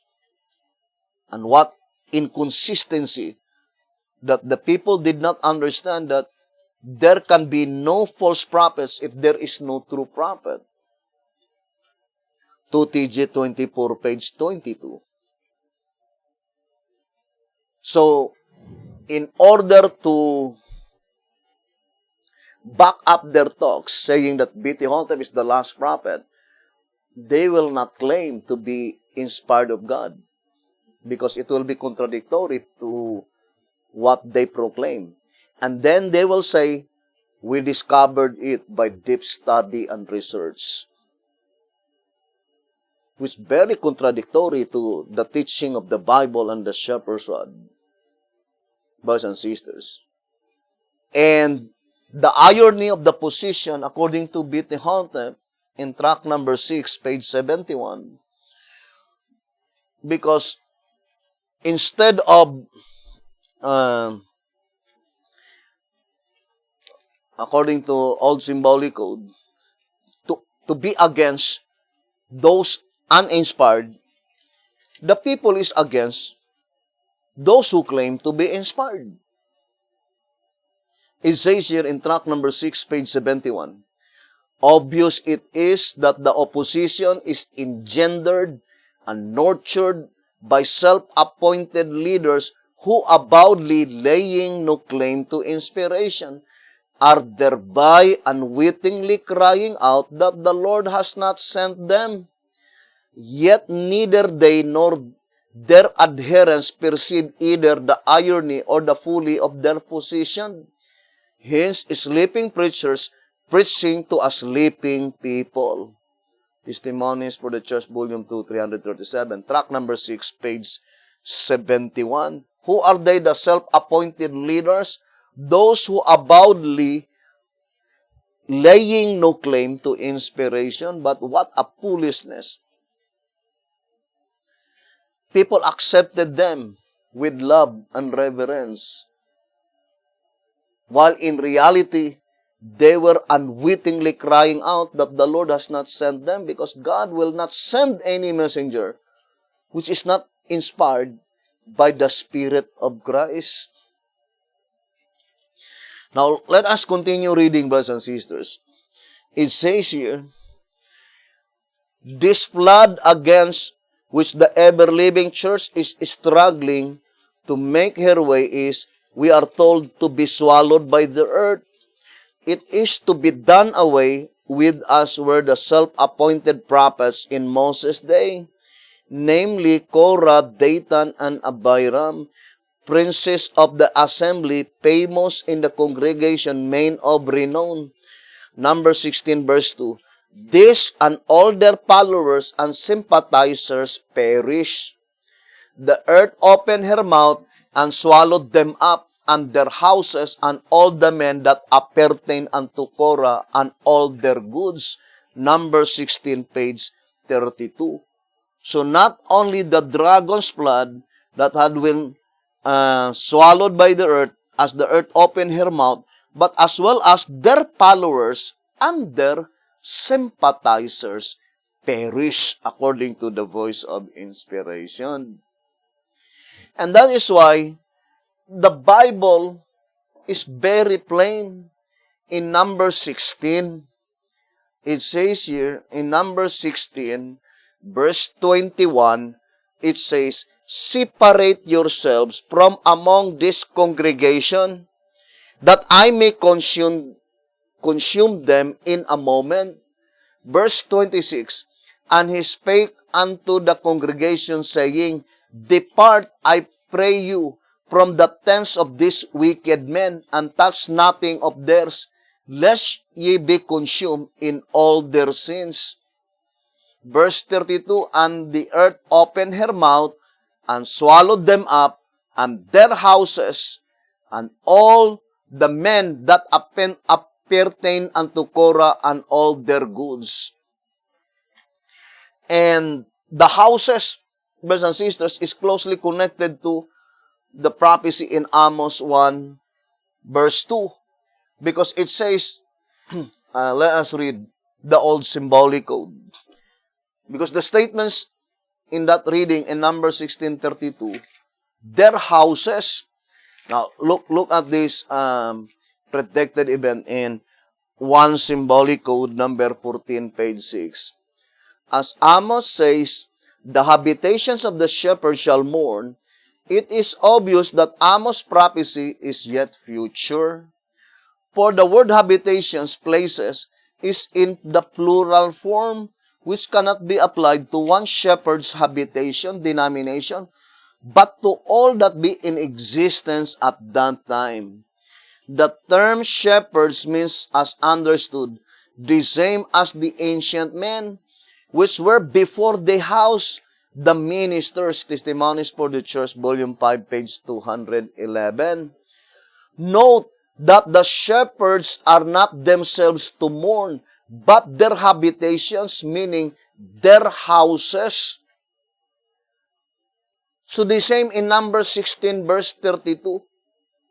Their houses, that is the membership of their churches, which fact reveals that it will be thus at the time when the sleeping multitudes in the churches awake from their spiritual insensibility and find that the shepherds whom they have implicitly trusted for their salvation had deceived all those who followed them. One symbolic code, number 14, page 6. Now let us go back again, brothers and sisters, to our subject concerning the woman and the last generation of men. Now, here in Revelation chapter 12, let us go back again to Revelation chapter 12. On verse 1, verse 2, and verse 3, it says, "And there appeared a great wonder in heaven, a woman clothed with the sun, and the moon under her feet, and upon her head a crown of 12 stars. She, being with child, cried, travailing in birth and pain to be delivered." Verse 3, "And there appeared another wonder in heaven, and behold, a great red dragon having 7 heads, and 10 horns, and 7 crowns upon his heads." Now, ponder deeply, brothers and sisters.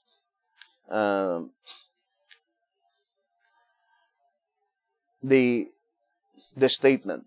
And it says in verse 4, "And his tail drew the third part of the stars of heaven, and did cast them to the earth.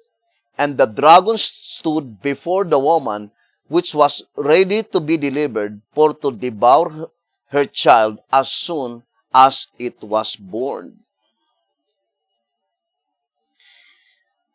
Now, I would like to focus first Revelation 12, verse 1 and verse 3. The location of the woman is in heaven. The location of the red dragon is also in heaven.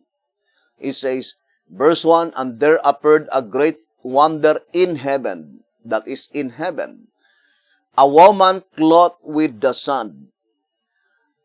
And verse 3, "And there appeared another wonder in heaven, and behold, a great red dragon, having 7 heads and 10 horns, 7 crowns, and 7 crowns upon his heads." Now let us read words to the lethal flock. Let me see. Words to the lethal flock.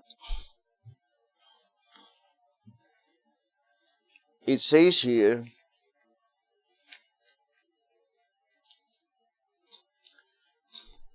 this is the statement.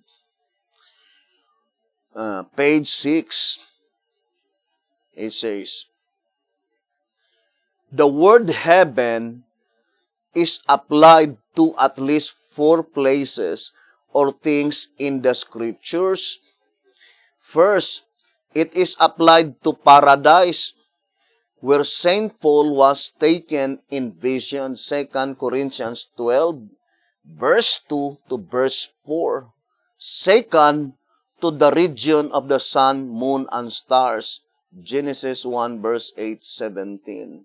Third, to the atmosphere which encompass this earth, in which the fowls of heaven fly. Revelation 19:17 and 18. And fourth, to the church of God on earth. Revelation 14 verse 6 and 7.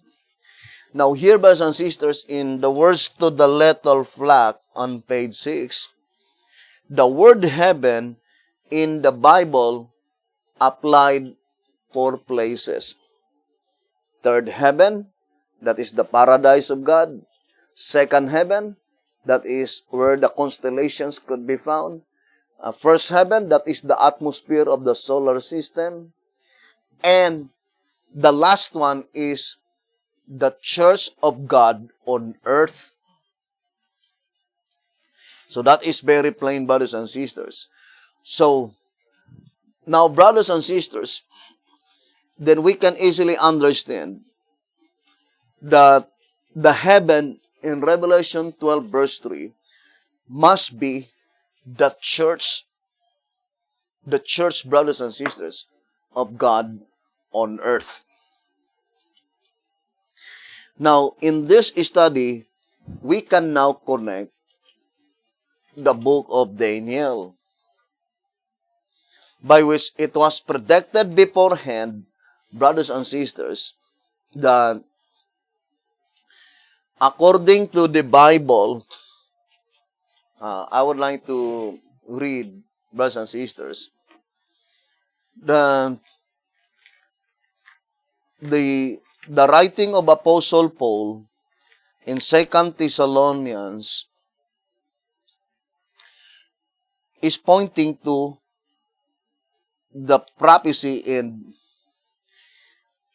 Daniel chapter 8. So, I would like to read here, brothers and sisters, the statement. In reasoning with the people out of the scriptures, I think it is Consecrated Way to Christian Perfection, on page 98. It says, brothers and sisters, so let us try to... So here it says, in reasoning with the people out of the scriptures, where in the scriptures did Paul find the revelation from which he could tell to the Thessalonians all this? It was in the 8th chapter of Daniel, where the apostle found it. And you can imagine, brothers and sisters, there is a perfect parallelism with Daniel and Apostle Paul. Because Daniel spent 3 weeks to understand his writings. And Apostle Paul spent 3 Sabbaths in Thessalonians. So it says here, in reasoning with the people out of the scriptures, it says, where in the scriptures did Paul find the revelations from which he could tell to the Thessalonians all this? It was in this 8th chapter of Daniel, where the apostle found it, and from this it was that he told it to them while he was there. For in the 8th chapter of Daniel are the very expressions which he uses in 2 Thessalonians, of which he says, remember ye not that when I was yet with you, I told you these things. This fixes the time to be after the apostles' days, when Rome magnified itself even to the prince of the host, and against the prince of princes, and connects it directly with the falling away or apostasy which developed the papacy or Rome in its latter and ultimate phase. So what is the latter and ultimate phase of Rome and or the papacy? Brothers and sisters, that is closely connected to the exceeding great horn. Now, let us take for a moment concerning the exceeding great horn. Now, in track number 3, let's read again. Here in track number 3, page 39, it says, "And as the great horn of the he-goat is symbolical of the Roman world in its 3 periods, pagan, ecclesiastical, and Protestant. So the exceeding great horn is divided into 3 periods, pagan Rome, ecclesiastical Rome, and Protestant period. Also, as in its 2nd period, it threw the truth and the host underfoot and polluted the sanctuary by bringing in the abominations while it practiced and prospered." Daniel 8 verse 12. The 2,300-day period accordingly extends beyond the fall of ecclesiastical Rome and reaches into the Protestant period. Now, ponder deeply, brothers and sisters, this prophecy in track number 3, page 39. First, we need to establish what is the Protestant period. In 2TG number 22, page 22, let us read. It says, 2TG number 22, on page 22, beginning from page 21, 2TG 22, 21, and 22. This symbolical prophecy is seen to corroborate history. It points out that the Christian church at first suffered martyrdom shown by the color red, then followed the dark ages of religion when the church was in captivity, represented by the color black. Following this came the Protestant period. So, the Protestant period, the period after the Dark Ages, the period of religious freedom, represented by the white team. So here the voice of inspiration is plainly telling you and I that the Protestant period, brothers and sisters, is beginning after the Dark Ages or commenced in 1799 AD. Now, it was predicted beforehand that in the Protestant period, the daily and the sanctuary will be trodden underfoot. And according to the message delivered by Apostle Paul, as explained by Alonzo Jones, it says here, brothers and sisters. So, let us read.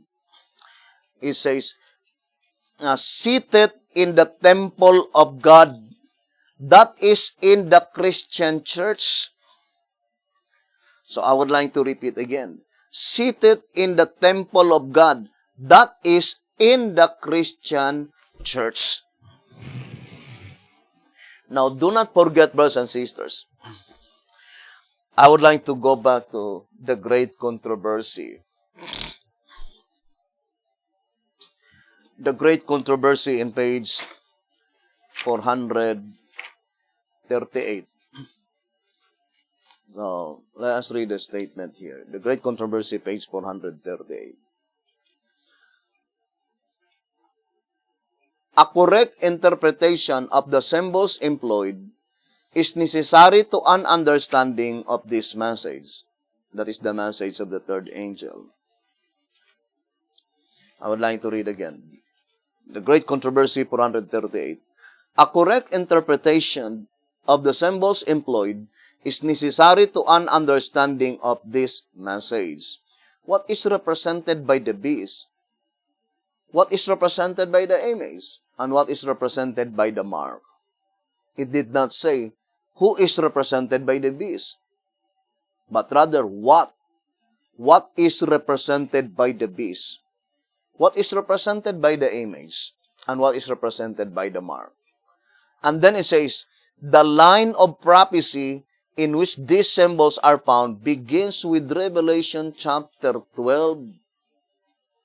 So, the symbolization of the message of the third angel begins on Revelation chapter 12, according to the spirit of prophecy, brothers and sisters.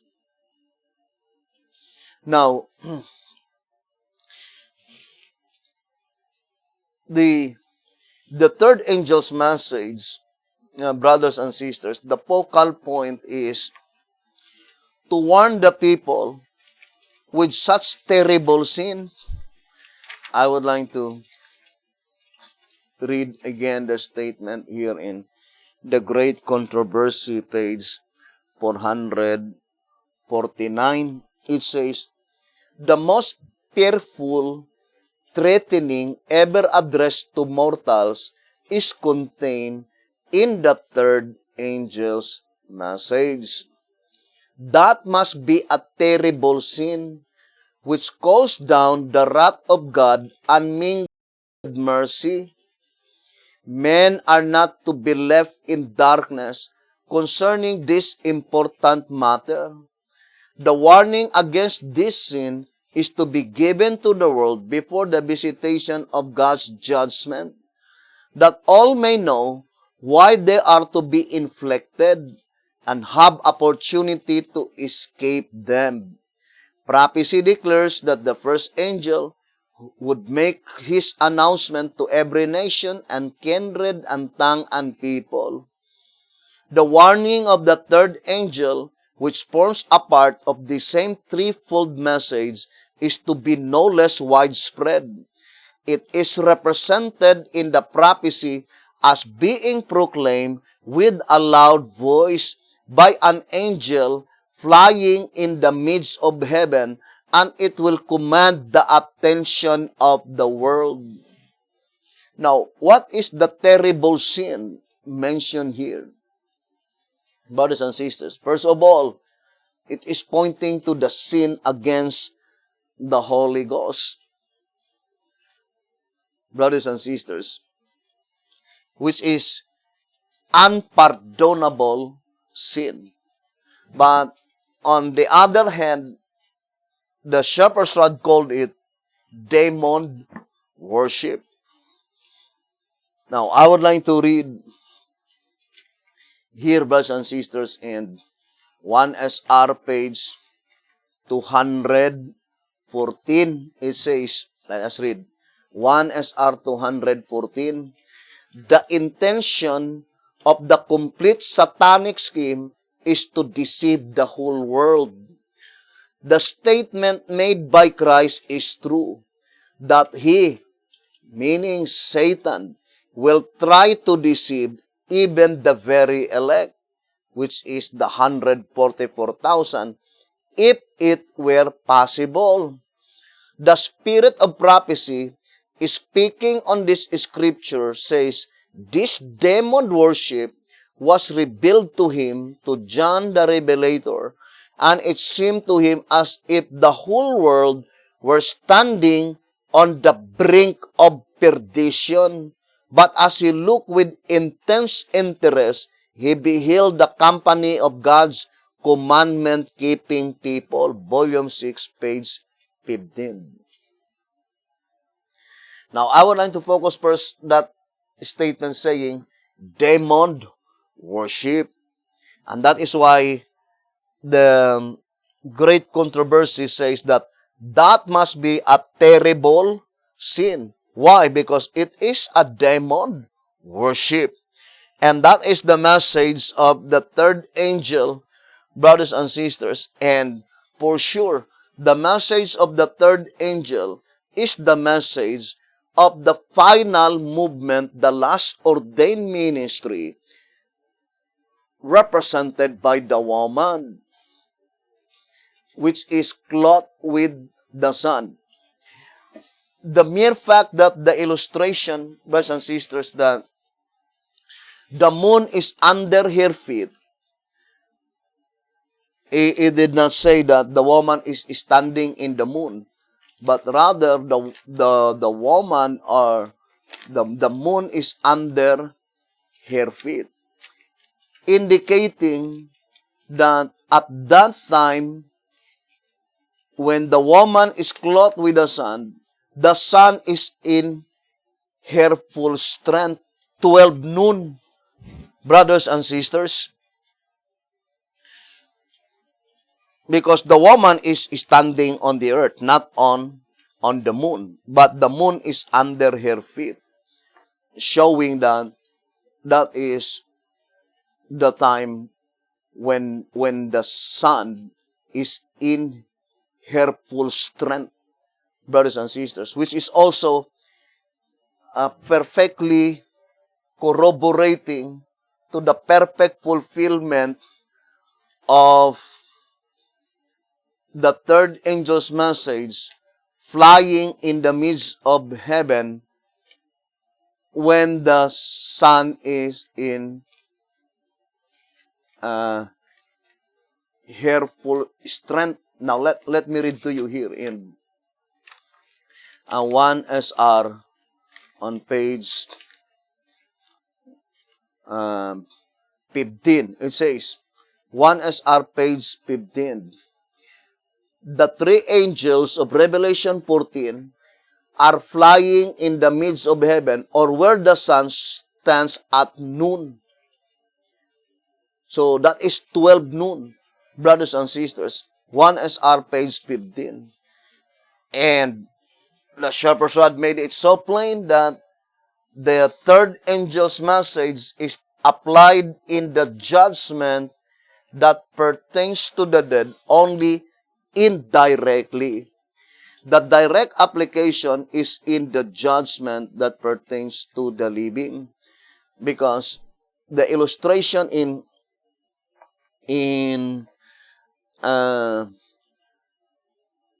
the days of Sister White in Matthew 20, that is the 9th hour call, or in our modern time, that is 3 p.m. So that is the primary application of the third angel's message. But at the same time, in reality, it is midnight. That is why it is called midnight cry. But at midnight, the sun appeared at noon. Brothers and sisters, so the deliverance of God's people is only an illustration. That is the material side, brothers and sisters. I would like to find that statement in early writings. This is only a material side, but the spiritual side is pointing to the time when the entire plan of redemption is completely revealed. And it is illustrated that that was at midnight, by which the sun appeared. It says here in early writings 285, deliverance of the saints. It was at midnight that God chose to deliver His people. As the wicked were mocking around them, suddenly the sun appeared, shining in His strength. Shining in His strength. And the moon stood still. So, early writings, page 285. So, to repeat again, brothers and sisters, it says here in General Conference Special, page 39, in fact, the three angels' messages are applicable to the judgment for the dead only indirectly. For the judgment for the living is the all-important event, that is, the angel is not sent particularly to explain what the judgment does to the dead, but what it is to do to the living. And then in the last paragraph, it says, so we see that the more we consider the subject, the more obvious becomes the truth that the third angel's message in its final phase is the judgment for the living, the harvest. Plainly then, the work of Elijah is to give light on the judgment for the living. General Conference Special, pages 39 and page 40. So, according to our reading in the Great Controversy, page 449, that the final warning message, which is the message of the third angel, first of all, the significance of flying in the midst of heaven, plainly indicating that such message will be proclaimed through the air. And it was already predicted beforehand that it is through the modern technology that is the last and the final warning message, right? Here in 2SR page 229, let us read. It says, God's servants shall have no time or desire for the cares of this world, for there is a city prepared for them, whose builder and maker is God.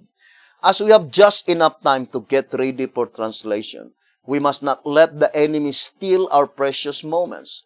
Because the work is so broad, its expansion so vast, and its importance so great, God has inspired modern science to invent and build speedy equipment to quickly finish His work.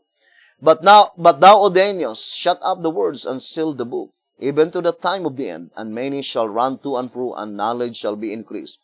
Many shall be purified and made white and tried, but the wicked shall do wickedly, and none of the wicked shall understand, but the wise shall understand. Daniel 12, verse 4 and 10. And in White House Recruiter, page 36, it says the same statement, brothers and sisters, saying, because time and the gospel are at their climactic hour, and the work is consequently of transcendent scope, expansion, and importance, yet of exceeding short duration, God has inspired man to invent and build time and labor-saving, wonder-working, earth-mastering tools and machinery of all kinds, marvels which would have staggered the imagination and beggared the credulity of former generations, notwithstanding that centuries aforehand the high and lofty one that inhabit eternity, Isaiah 57:15, declared, But thou, O Daniel, shut up the words and seal the book, even to the time of the end. Many shall run to and fro, and knowledge shall be increased. Daniel 12, verse 4. So with those passages, we can easily discern that it is God who inspired the modern science, brothers and sisters, so that according to the voice of inspiration, that is the chosen medium of God, how God will finish the work through internet. The very message that you are now listening, brothers and sisters, is indicated flying in the midst of heaven. And the direct application of the third angel is in the judgment that pertains to the living, by which it was illustrated that the woman is clothed with the sun. The sun is in her full strength, and illustrated that the moon is under her feet, to let us know that that is 12 noon, brothers and sisters, when the woman is standing on the earth, according to the voice of inspiration, brothers and sisters. Now, let us go back again to Sun's predicted event, which is called the demon worship, brothers and sisters. And here in volume 6, page 14, I would like to read a statement. Satan is busily laying his plans for the last mighty conflict, when all will take sides. After the gospel has been proclaimed in the world for nearly 2,000 years, Satan still presents to men and women the same sin that he presented to Christ. In a wonderful manner, he causes the kingdoms of the world in their glory to pass before them. This he promises to all who will fall down and worship him. Thus he seeks to bring men under his dominion. Satan is working to the utmost to make himself as God and destroy all who oppose his power. And today the world is bowing before him.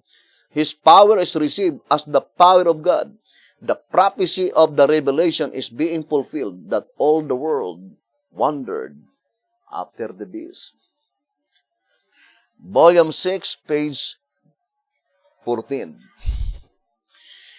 Now, let us go back to the prophecy of Daniel.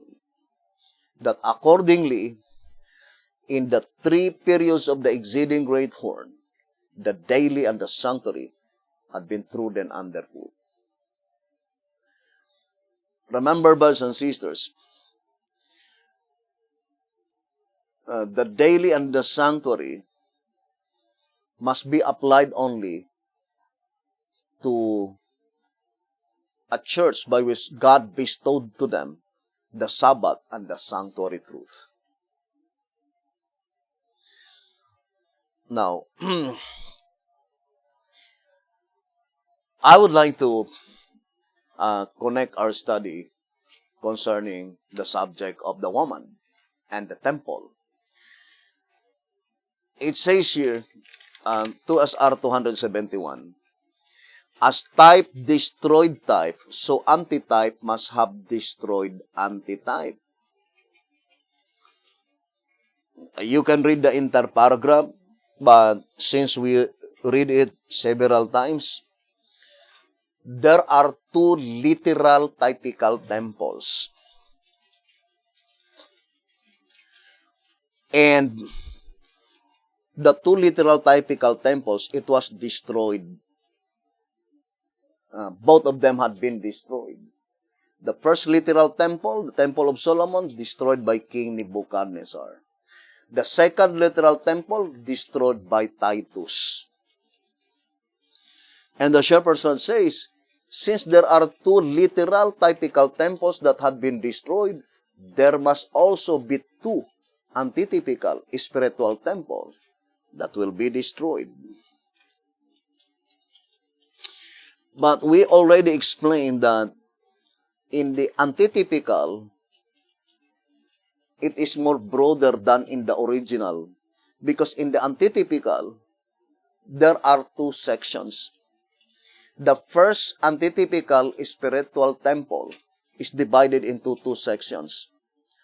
2 candlesticks. The Apostolic Church and the Ephesus. The Apostolic Church, that is the second candlestick in Revelation 11, verse 3 and verse 4. Because the first candlestick is the Jewish church, according to 2SR page 284. But the second section,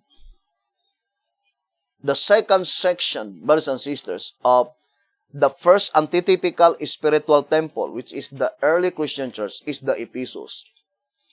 And that is the woman that had been destroyed. That is the temple that had been destroyed in 538 AD.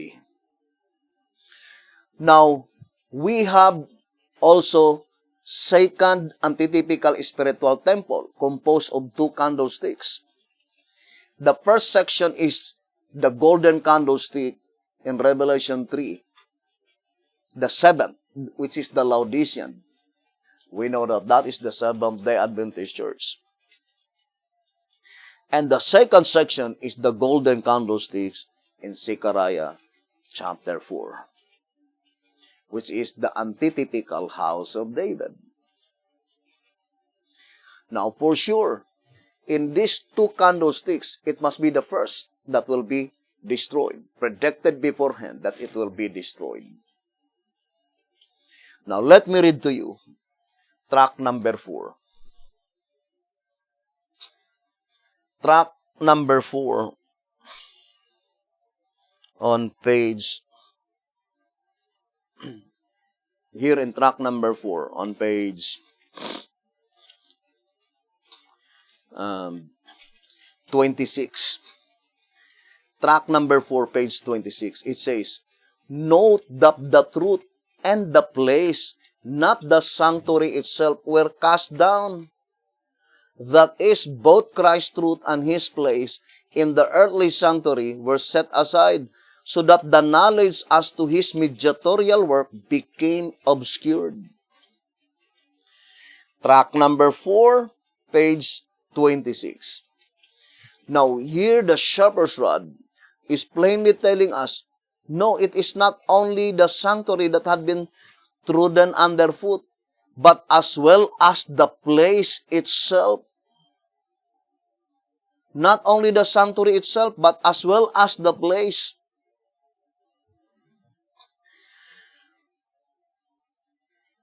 And I think, brothers and sisters, the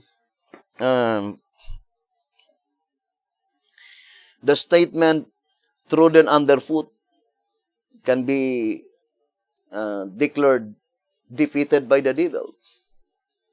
But in these endeavors, it was already declared by the shepherd's rod.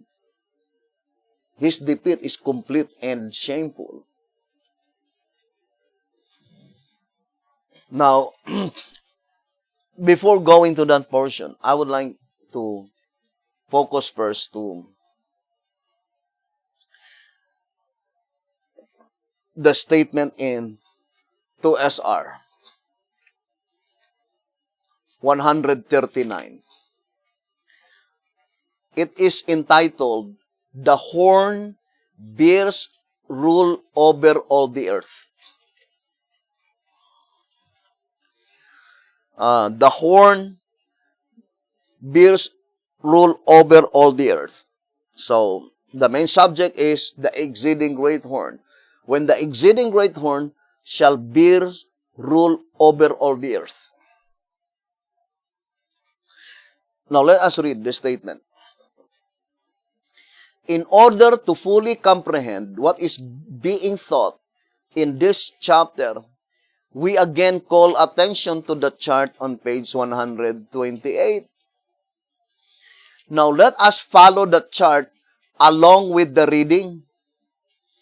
In the foregoing study, it is proven that the exceeding great horn of the goat does not represent imperial Rome only, but also papal Rome and the present world as well. What is the present world as well? In track number 3, page 39, it says the Protestant period. In track number 12, let me read to you. Here in track number 12, on page 22, it says, furthermore, this symbolization shows that inspiration reckons the Protestant world still a Roman world. I would like to read again, track number 12, page 22. Furthermore, this symbolization shows that inspiration reckons the Protestant world still a Roman world. Who are they, the Protestant world? Brothers and sisters, or the Protestant nations? It is the United States of America, right? Brothers and sisters.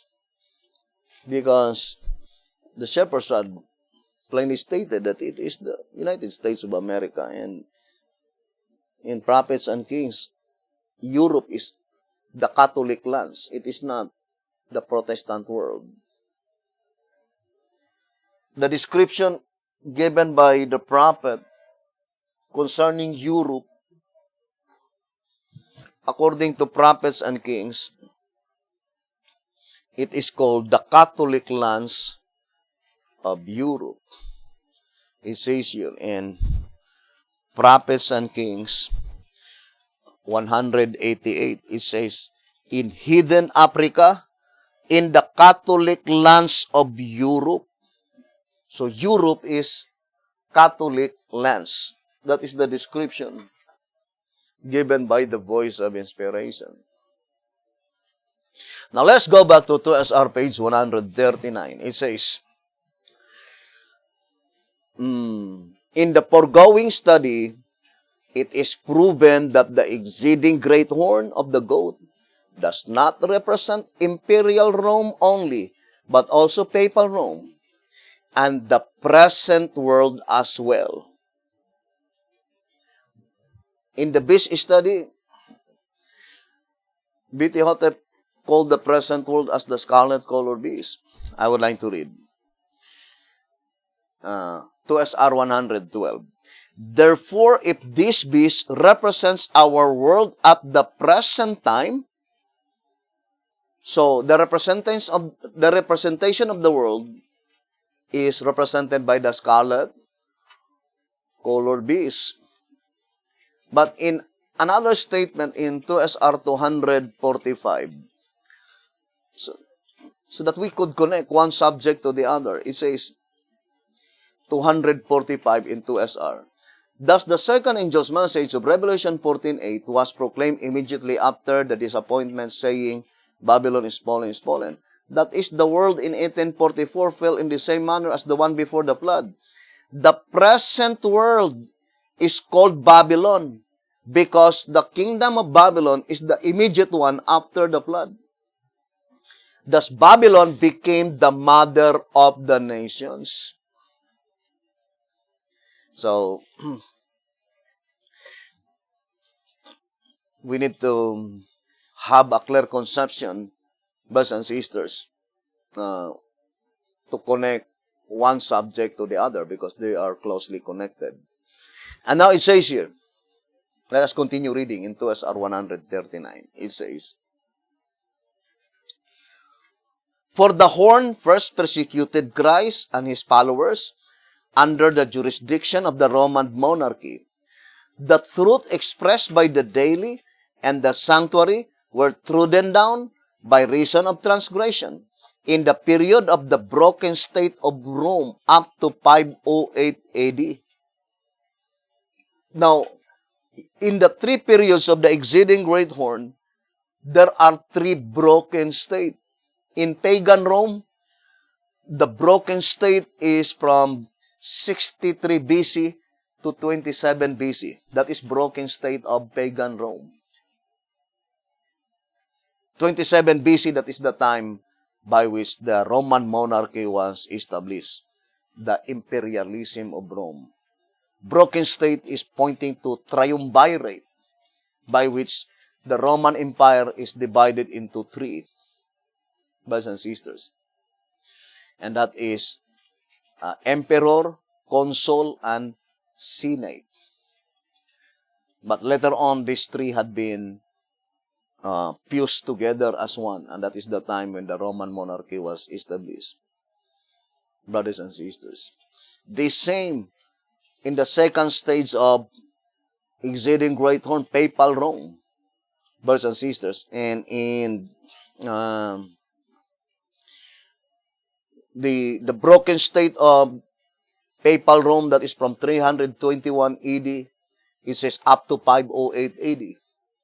So the period which is called the broken state of Rome. But the broken state of Rome in the Protestant period is represented by Catholicism, spiritualism, and Protestantism. Still three. But these three will be united, and that is why it is called threefold union. So let us distinctly separate the broken state and the time when it is no longer broken state. Because when it is no longer the period of broken state, the daily and the sanctuary will no longer be trodden underfoot, but it will be taken away, brothers and sisters. Because the statement trodden underfoot, it is still there, but it becomes out of value. We already explained the illustration of trodden underfoot in Matthew chapter 5 on verse, let us read, to the very words of Jesus Christ. Matthew chapter 5 on verse 13, it says, Ye are the salt of the earth, but if the salt have lost his savor, wherewith shall it be salted? It is thenceforth good for nothing, but to be cast out and to be trodden under foot of men. So, that figurative speech, trodden underfoot, is, brothers and sisters, lost its value. It was taken for granted. Now, let us continue reading here in 2SR page 139. It says, For the imperial government came to an end in the year 476 AD.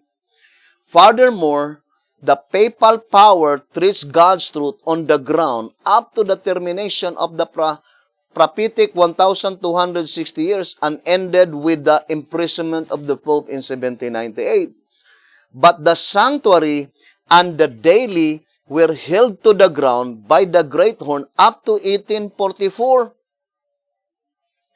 At that time, he lost control of them, and the power of the three angels' messages raised the truth from the ground or from underfoot and placed it in the church. Therefore, the Great Horn is a symbol of the entire New Testament period to the second coming of Christ, corresponding with the legs of iron and the feet and toes of the great image of Daniel chapter 2. So the coming of Christ mentioned here could not be the visible coming. Right? Because the stone that cut out without hands from the mountains, it is not the second visible coming of Jesus Christ, but rather the second invisible coming of Jesus Christ. So, it's very important to understand that portion, brothers and sisters. If we could not be able to touch that portion in this episode, we will continue in the next episode. And then it says, These are facts which cannot be denied. However, there is another proof that bears evidence of the same.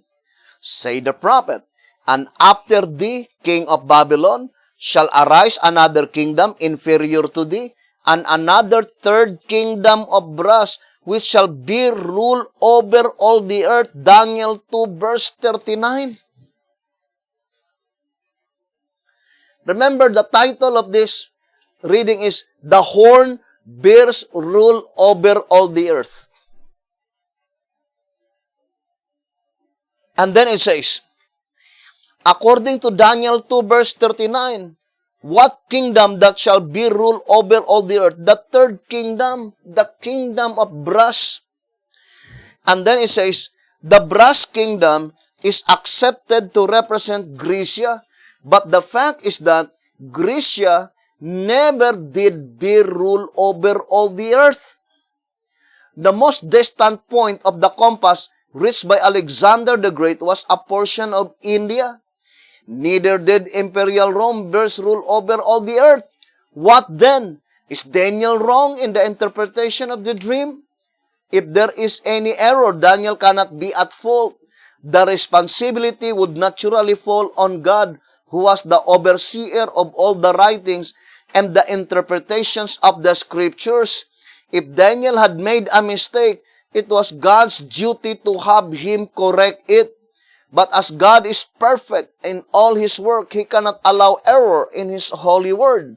Daniel is correct in his interpretation, and the brass kingdom must be ruled over all the earth, for all else may fail, but God's word shall stand forever. Now, think it thoroughly, brothers and sisters.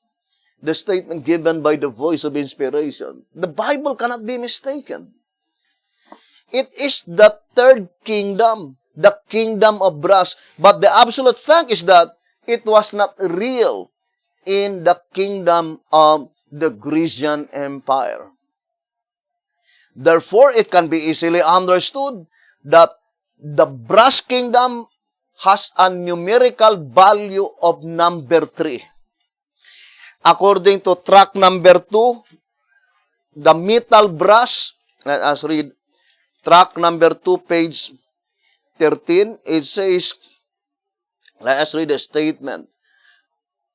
Gold, being first of value in the order of metals, is singularly adopted in symbolizing the first empire after the flood. Silver, being second to gold, is the number 2 metal and exactly symbolizes the second empire, Medo-Persia, while brass, being third to gold, precisely fits the third empire, Grecia, and consequently has the numerical value of 3.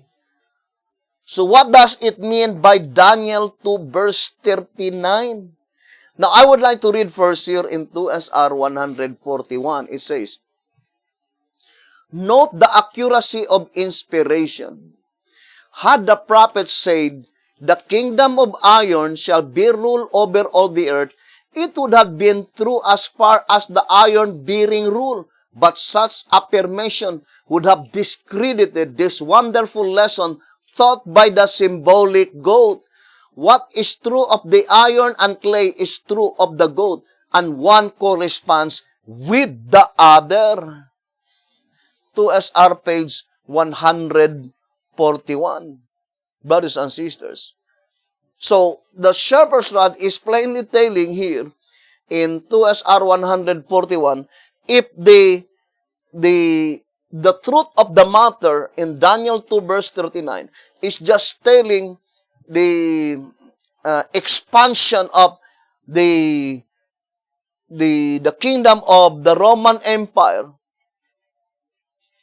pagan Rome be ruled all over the earth. Papal Rome also be ruled all over the earth. But that is not the truth behind in Daniel 2 verse 39. Because the focal point is the daily and the sanctuary. Brothers and sisters, that only in the third period of the exceeding great horn, not on the first period, which is pagan Rome, not on the second period, which is papal Rome, but rather only in the third period, brothers and sisters. Now, for example, if we will be going back to the statement in track number 4, in track number 4, on page 26, it says, note that the truth and the place, not the sanctuary itself, were cast down. So, it is not the sanctuary itself, but the place had been cast down and trodden underfoot. Now, this statement cannot be applied in the first period of the exceeding great horn, as well as in the second period of the exceeding great horn. Why, brothers and sisters? Because it is true. While the devil in the first period of pagan Rome, he had been able to darken the understanding of the Jewish nation. I would like to read this reading in early writings. In page 261, it says, I saw that as the Jews crucified Jesus, so the nominal churches had crucified these messages, and therefore they have no knowledge of the way into the most holy. They cannot be benefited by their intercession of Jesus there. And then it says, brothers and sisters, like the Jews who offered their useless sacrifices, they offer up their useless prayers to the apartment which Jesus has left. And Satan, pleased with the deception, assumes a religious character and leads the minds of these professed Christians to himself, working with his power, his signs, and lying wonders to fasten them in his snare. Now, to repeat again, brothers and sisters, it is true that in the first period of the exceeding great horn, brothers and sisters, he had been able to darken the understanding of the people of God at that time. But the fact is, he had not been able to be ruled all over the nation of Israel or in Palestine. It's so because there is still the apostles. They had a perfect knowledge concerning the daily and the sanctuary. Now let us read 2SR. Here in 2SR, page 268, it says here, 2SR page 268. Therefore, these two temples are times of the two sections of the Christian church with the antitypical sanctuary service made up of these two laws, moral and ceremonial. The first section of the Christian church from the crucifixion to about 538 AD was endowed with just such a sanctuary, that is, they had a perfect knowledge of the work in the heavenly to that time, and their faith corresponded with its service. So, he had been able to darken the understanding of the Jewish people at that time, but he had not been able to rule all of them, because there is still in that place the apostolic church. How about in the dark ages of religion? Now let us read 2SR page. It says here, in 2SR page 142, it says, so while the truth was cast down by the church leadership, 2SR 142, so while the truth was cast down by the church leadership in that period, and the abomination set up, God had some in obscurity who kept his Sabbath and had knowledge of the sanctuary truth through the entire 1,260 years of wilderness journey, that she was now resfeed, revealing that she was to return. 2SR page 142. So, in the second period of the exceeding great horn, the papacy, there is still a church that keep the Sabbath and the sanctuary truth. According to the voice of inspiration in 2SR 142. But the Bible cannot be mistaken. It must be in the third period, represented by the brass kingdom, that the horn shall bear rule over all the earth. That it is not the sanctuary alone. Yes, the sanctuary, brothers and sisters, that is pointing to the second antitypical spiritual temple, the Seventh-day Adventist Church.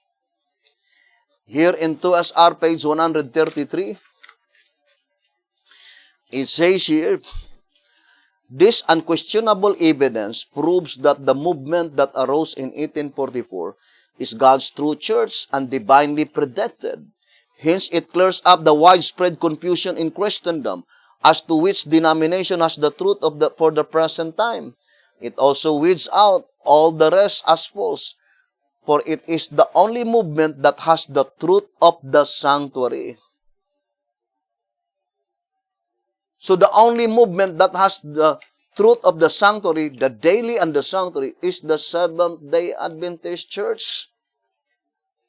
But the fact is, it was predicted beforehand that such temple will be destroyed.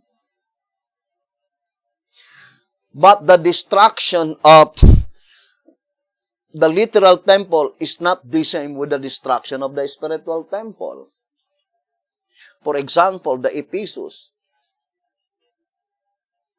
the second section of the first antitypical spiritual temple, the destruction is that it was completely defeated by the devil.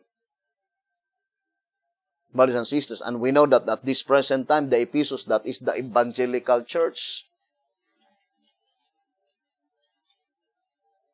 Brothers and sisters. And This the statement in the old symbolic code. Let me read to you. Here in the old symbolic code, it says here, one symbolic code, number 3, page 5. I would like to read a statement. It says, notwithstanding the example which God made of the Jewish leaders, one symbolic code, number 3, page 5. Notwithstanding the example which God made of the Jewish leaders, the successors to the apostles as the successors to Moses, by adopting worldly customs and rejecting Luther's message, they also betrayed their sacred trust.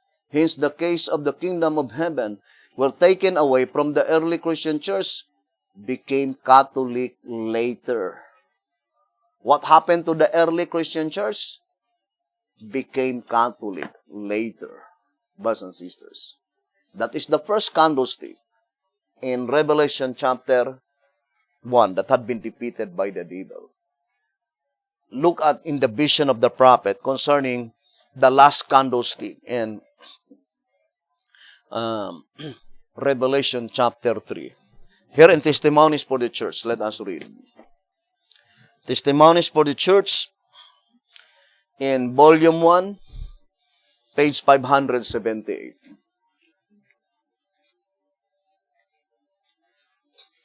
Volume 1, page 578.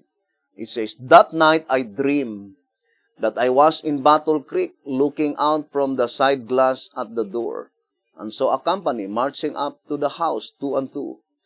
They looked stern and determined. I knew them well and turned to open the parlor door to receive them, but thought I would look again. The scene was changed.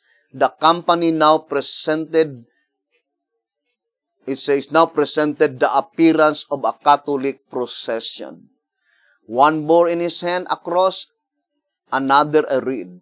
And as they approached, the one carrying a reed made a circle around the house, saying 3 times, this house is proscribed. The goods must be confiscated. What is the goods? Present truth. Brothers and sisters, now let us read 2TG. Here in 2TG number 11, it says here, the goods represent the present truth. It says, 2TG number 11, page 15, the talents in this parable represents the Lord's goods, His timely message for the people. So the statement, the goods must be confiscated, that is the present truth.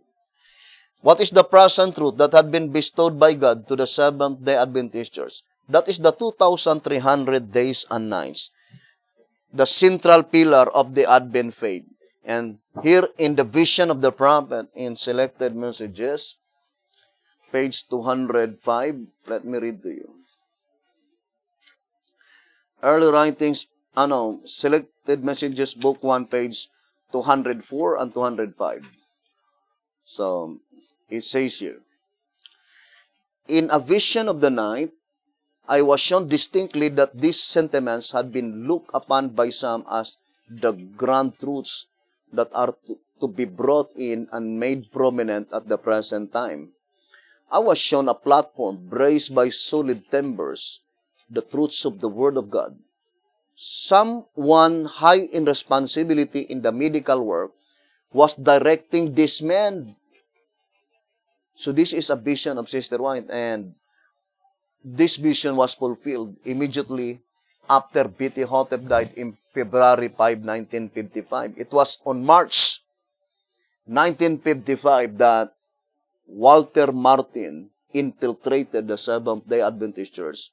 And the result is that the 2,300 days and nights, brothers and sisters, had been completely taken out from the Seventh-day Adventist Church. The same with the vision in volume 1, 578. That the Seventh-day Adventist Church, it was shown by the vision to the prophet that in the latter days it will become Catholics. And that's what happened to the Seventh-day Adventist Church. So let us read again. It says, someone high in responsibility in the medical work was directing this man, and that man was to loosen the timbers supporting this platform. Then I heard a voice saying, where are the watchmen that ought to be standing on the walls of Zion? Are they asleep? This foundation was built by the master worker and will stand storm and tempest. Will they permit these men to present doctrines that deny the past experience of the people of God? The time has come to take decided action. The enemy of souls has sought to bring in the supposition that a great reformation was to take place among Seventh-day Adventists, and that this reformation would consist in giving up the doctrines we stand as the pillars of our faith and engaging in a process of reorganization. Were this reformation to take place, what would result? The principles of truth that God in His wisdom has given to the remnant church would be discarded. Our religion would be changed. The fundamental principles that have sustained the work for the last 50 years would be accounted as error. A new organization would be established. Books of a new order would be written. A system of intellectual philosophy would be introduced. The founders of this system would go into the cities and do a wonderful work. The Sabbath, of course, would be lightly regarded as also the God who created it. Nothing would be allowed to stand in the way of the new movement. The leaders would teach that virtue is better than vice. But God being removed, they would place their dependence on human power, which without God is worthless. Their foundation would be built on the sand, and storm and tempest would sweep away the structure.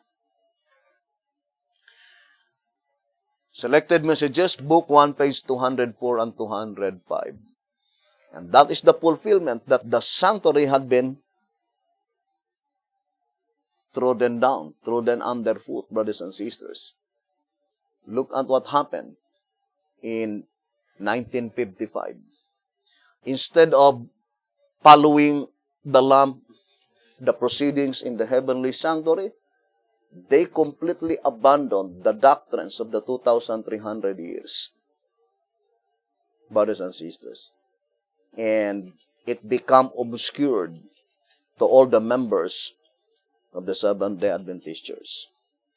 But the fact is that it is not the sanctuary itself, but rather it is the place by which it cannot be applied on the first section, first stage of the exceeding great horn, because he had been able to trodden underfoot the sanctuary, but not the place, because there the apostolic church was still there.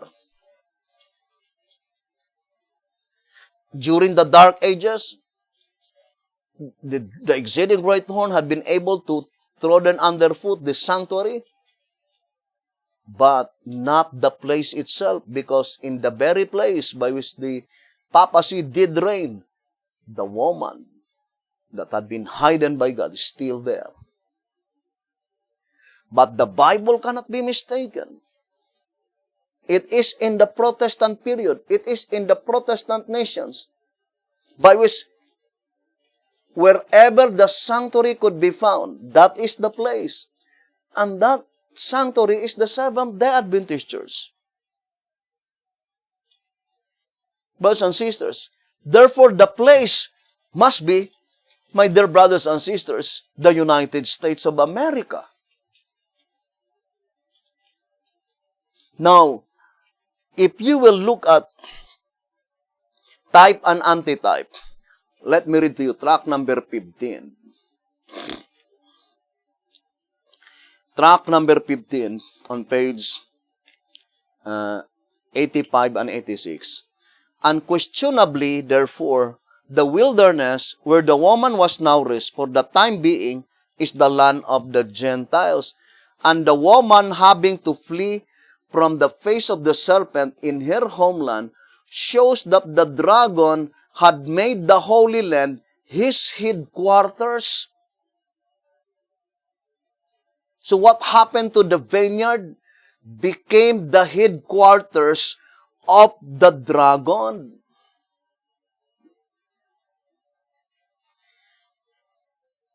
Now, look at the Midian today. They were boasting of their headquarters, brothers and sisters. Now, let me ask you a question. Does the red dragon did exist today? If the red dragon exists today, does the description in Revelation 12 is not exactly portrayed concerning the red dragon? The red dragon has 10 horns and has 7 heads. Having 10 horns and having 7 heads, by which on the 7 heads it was crowned.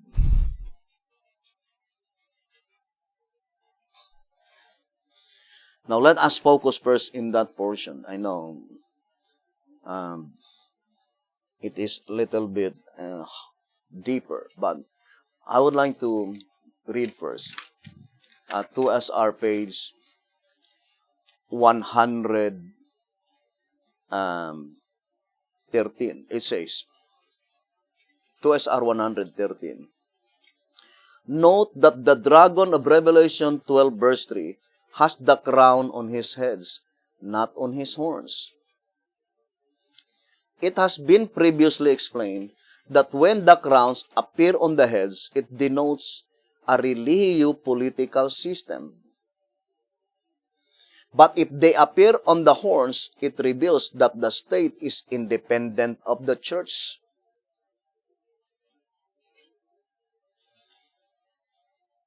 Brothers and sisters, in the entire book of Revelation, it is only in the red dragon by which the crowns appear on the heads. It does not appear on any of the beasts. The 4 beasts in Daniel 7, the leopard-like beast, the 2-horned beast, and the scarlet-colored beast, there is no crown on the heads. And the Shepherd's Rod says that the illustration of a religio-political system is only illustrated by the heads being crowns. Now, let us read again in 2SR page 100, 2SR page 113. It says, it has been previously explained that when the crowns appear on the heads, it denotes a religio-political system. So what symbolization by which it is symbolized by a religio-political system?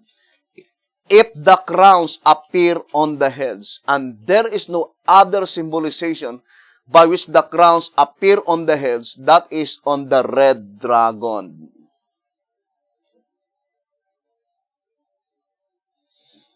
Now let us read the Bible.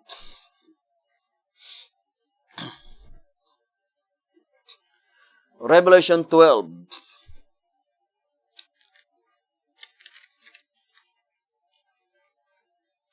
So let's read, brothers and sisters. Revelation chapter 12 and verse 3. And there appeared another wonder in heaven, and behold, a great red dragon having 7 heads and 10 horns and 7 crowns upon his heads. Now, I would like to borrow the statement in track number 5, explaining the word having. Let us read track number 5. On page 60.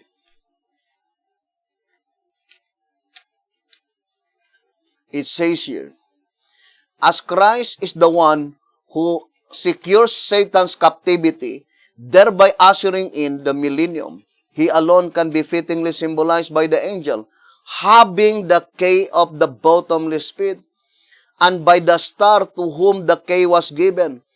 And as the giving of a thing to any certain one must precede the having of it, by that one the verbs given and having point, of course, of two different times. Now, the statement plainly telling us that the word having must be after the period of time by which it was given.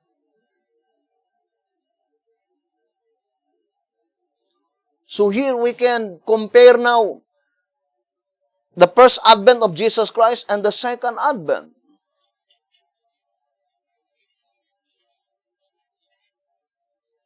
Brothers and sisters, so the word having indicates that it was given to him. The 10 horns and the 7 heads.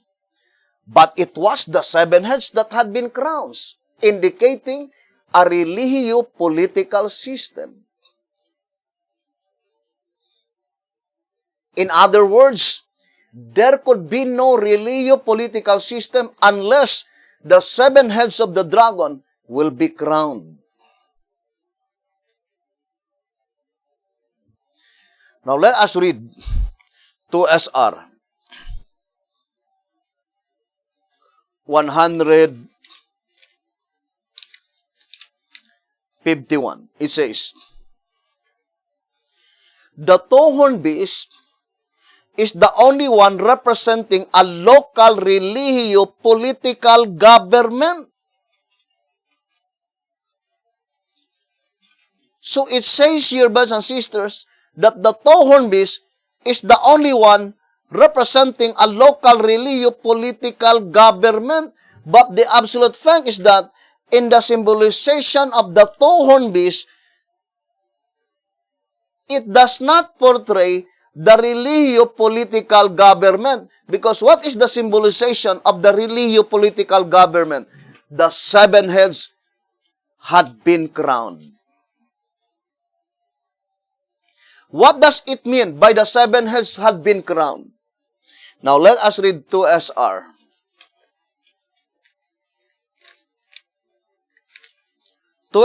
Page. Let us read the statement given by the Shepherd's Rod. Page 69. The dragon with his 7 heads and 10 horns, with the crowns on the heads, appeared at the birth of Christ as previously explained, and occupies the period parallel with the nondescript beast. The heads are represented by the biblical number 7, meaning completeness, and embrace every religious system in the days of Christ. As the dragon represents the devil who controls the heads, the symbol unmistakably denotes a complete apostasy. So that is the symbolization, brothers and sisters. It is not intended to reveal that the pagan system of worship was headed by the devil, for it has never been otherwise. It was the Jewish church that had apostatized. That is what made the biblical number 7 heads. But that is the type, brothers and sisters.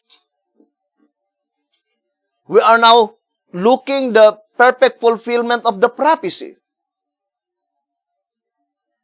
that the horned bears rule over all the earth.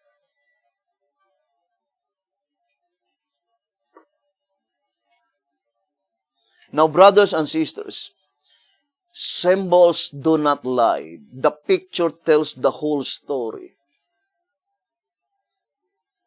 Here it is completely revealed, brothers and sisters, that there must be a religio-political government to be implemented in the United States of America, church and state government. It cannot be denied.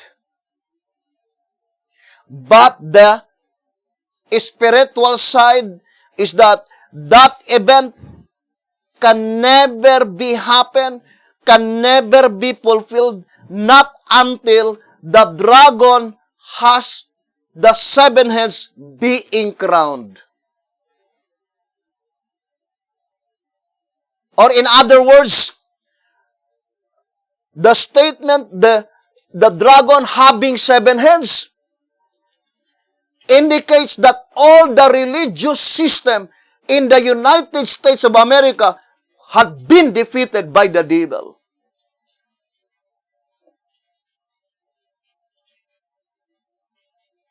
Although the crowning is the time when the church and state government will be implemented, that is the time that the 7 heads had been crowned. But the fact is that the Bible cannot be mistaken. The red dragon having 7 heads. The perfect fulfillment of Daniel 2 verse 39, that the horn bears rule over all the earth, not the sanctuary itself that had been trodden underfoot. Yes, it was predicted beforehand that the sanctuary had been trodden underfoot. On the first period of the exceeding great horn, the sanctuary had been trodden underfoot. What sanctuary? The Jewish church. But the fact is, the place had not been trodden underfoot completely because the apostolic church was still there in Palestine. In the second period of the exceeding great horn, yes, the Ephesus, that sanctuary, destroyed by the devil, trodden underfoot. But still, he had not been able to destroy the place itself because according to the shepherd's rod, the seed of the woman was still there. But in the last period of the exceeding great horn, in the Protestant nations, in the Protestant world, brothers and sisters, the horn bears rule all over the earth. Not only the sanctuary itself, but the place itself, brothers and sisters, indicating that the seed of the woman is not in the two-horned beast domain, because the seed of the woman, the predicted seed of the woman, it is typifying Isaac, and Isaac was never been in Egypt. And America is Goshen, a part of Egypt. 1 SR page 76. The last ordained ministry, the predicted seed of the woman, the living church, according to the voice of inspiration. My dear brothers and sisters,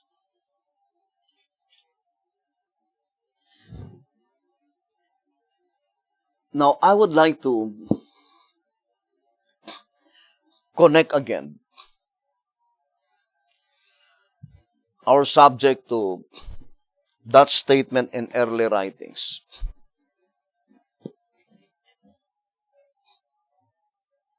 Let us read the statement. Early writings on page 249. It says, those who rejected and opposed the light of the first angel's message lost the light of the second and could not be benefited by the power and glory which attended the message. Behold, the bridegroom cometh.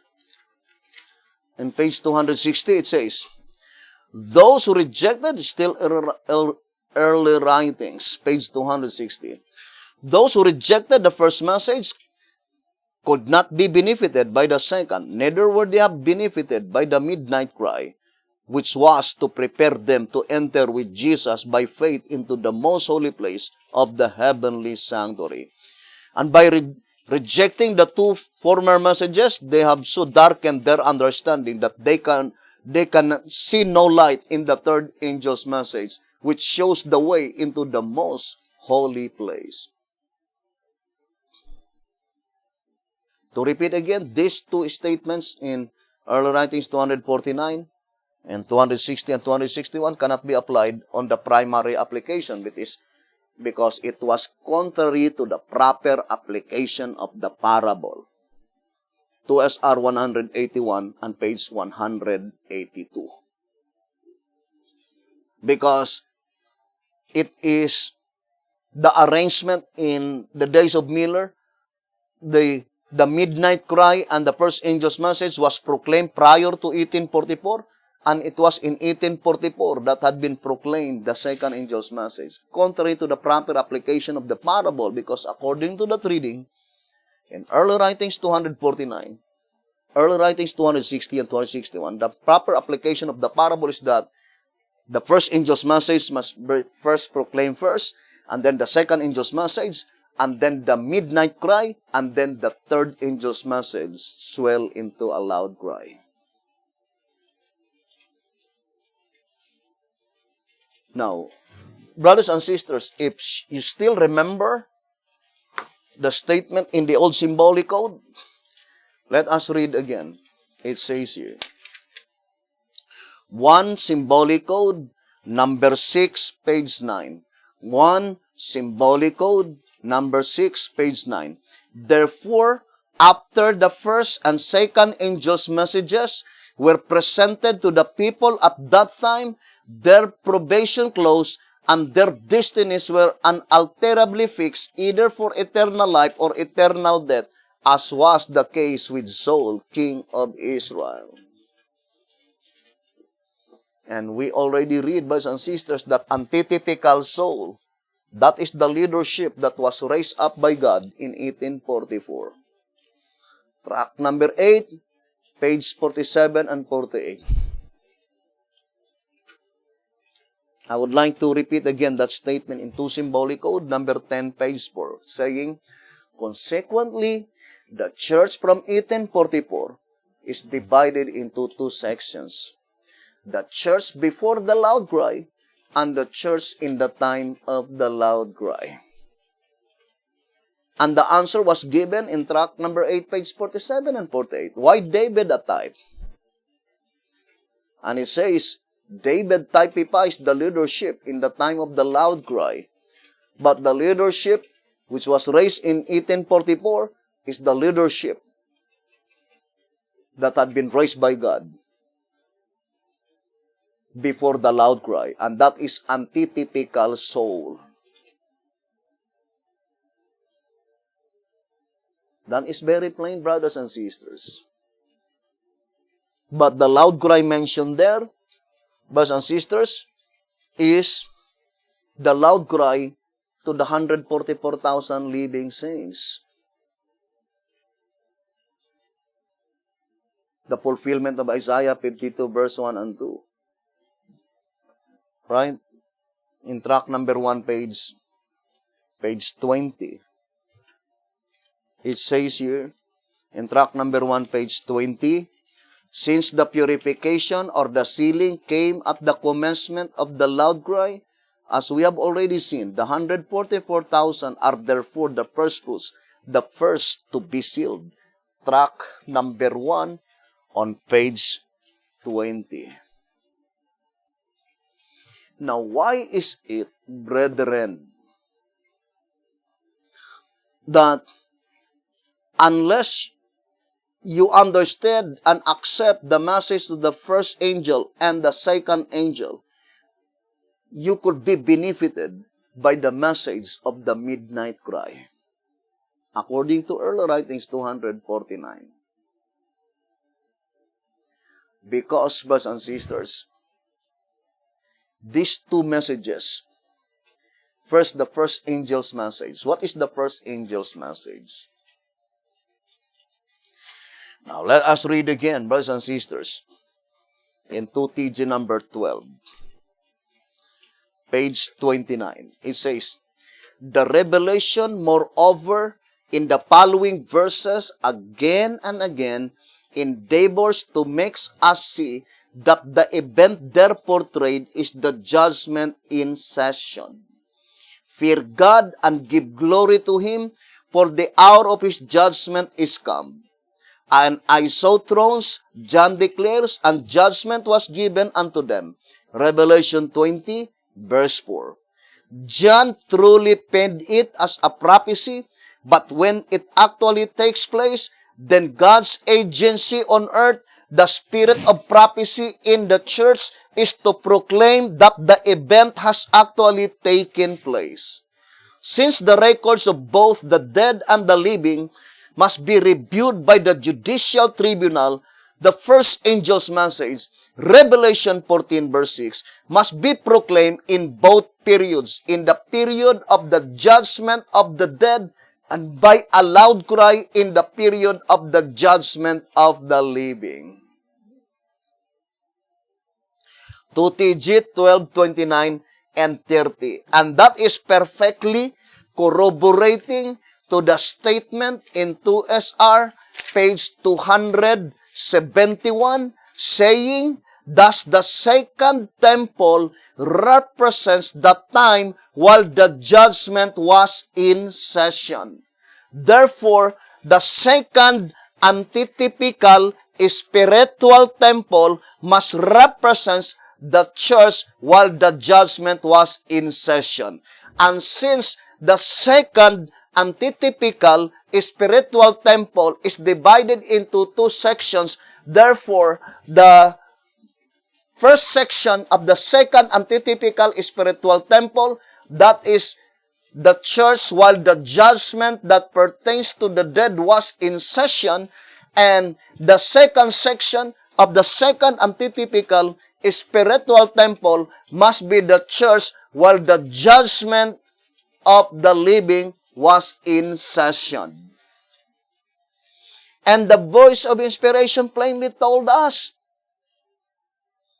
in 2 TG 12:29 and 30 that John penned it as a prophecy, but when it is actually taking place, the judgment is in session, the agency of God on earth, the spirit of prophecy in the church will be the one to proclaim that the event has actually taken place. Now, for example, the judgment that pertains to the dead, it says here in 3 Symbolic Code, number 2, page 2, it says, 3 Symbolic Code, number 2, page 2, it says, everyone who takes an active part in proclaiming the message of the investigative judgment becomes by this very fact not only a Seventh-day Adventist, but also a member of the Laodicean church, the very name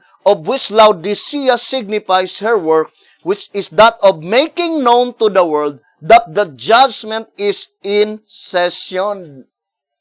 3 Symbolic Code, number 2, page 2, making known to the world that the judgment is in session. That is the church prior to the loud cry. Brothers and sisters, to repeat again, according to the shepherd's rod, the loud cry is not a lot of noise. Here in 1 TG number 15, let us read page 19 and page 20. 1 TG number 15, page 19 and 20. It says, the author of this statement makes clear that the loud cry, 1 TG number 15, page 19 and 20.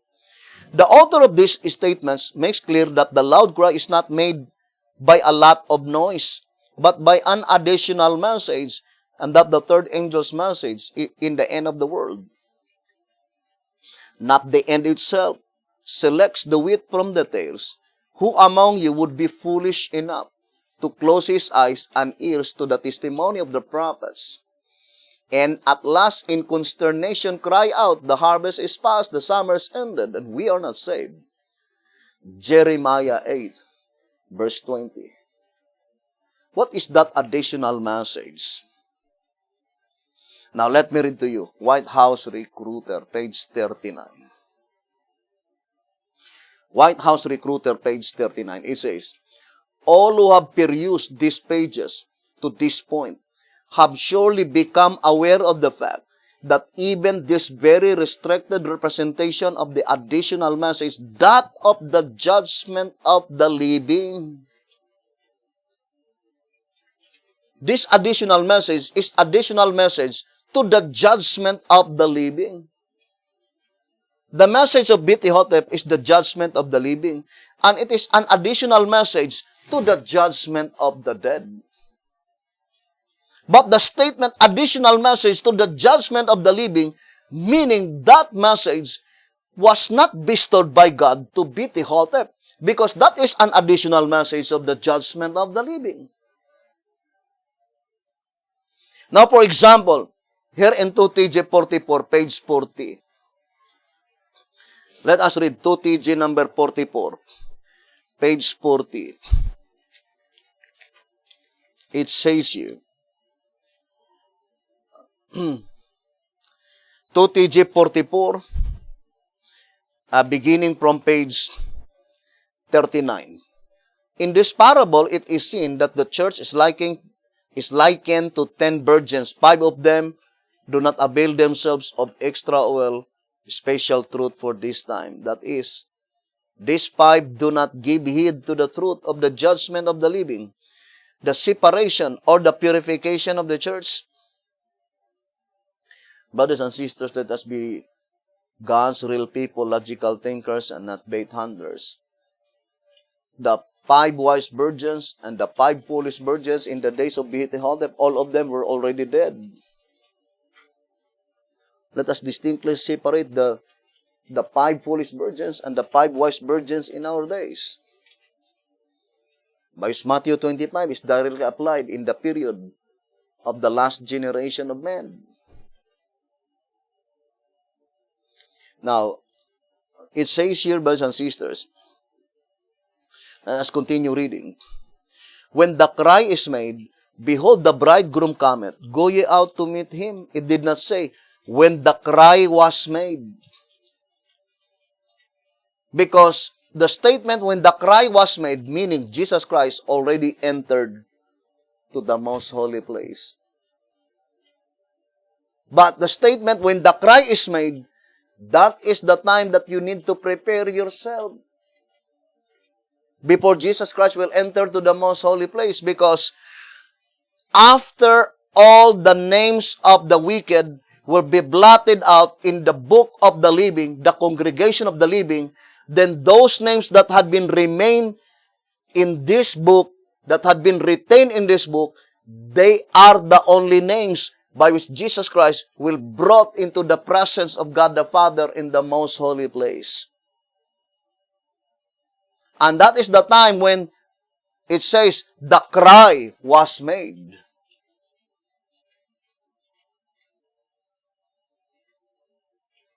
Now, for example, let me read to you here in 2SR 100, 2SR page 185. It says,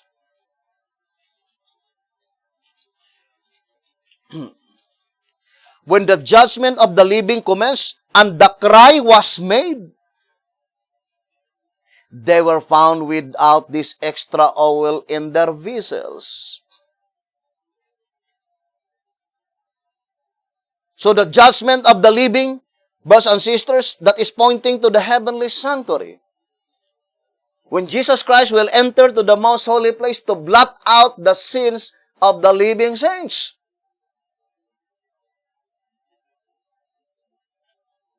You remember the statement in the Old Symbolic Code? Let me read to you. Here in the Old Symbolic Code, it says here, 1 Symbolic Code, number 16, page 3. 1 Symbolic Code, number 16, page 3.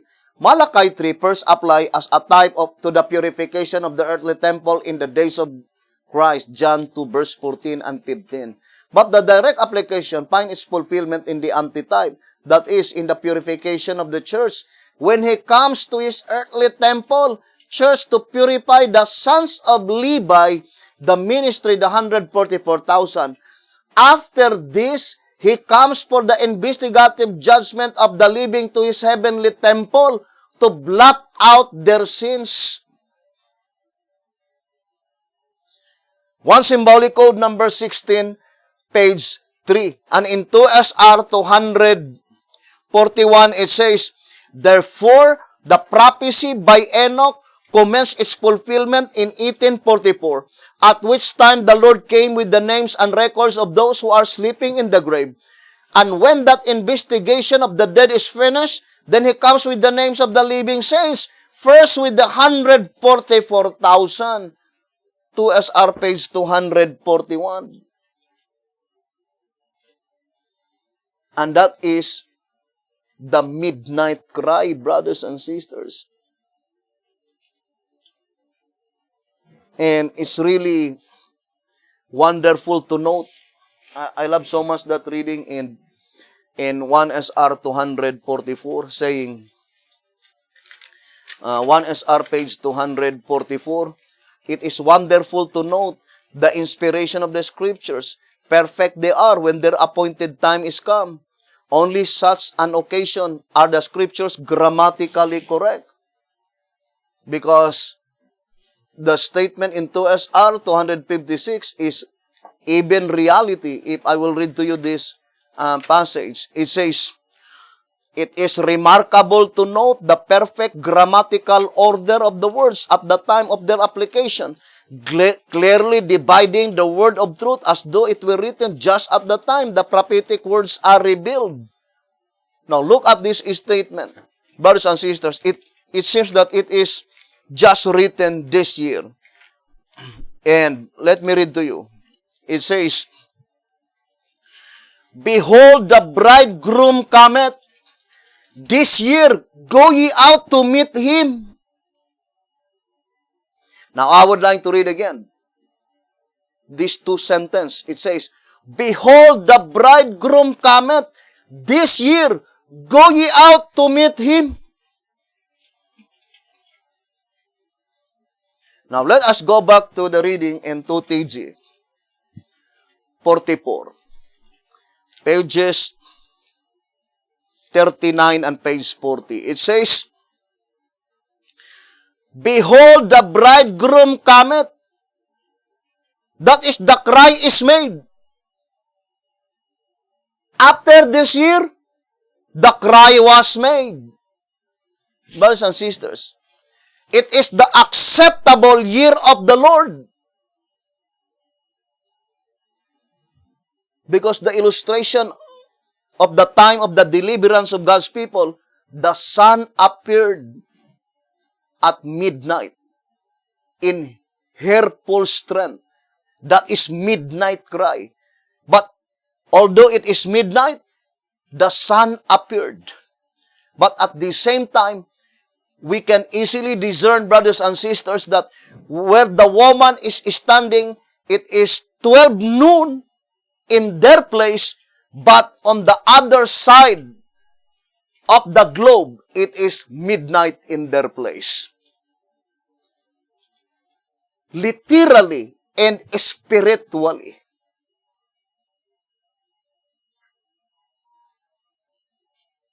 Because that is the illustration, the perfect fulfillment of the three angels flying in the midst of heaven. That is at noon, according to the shepherd's rod.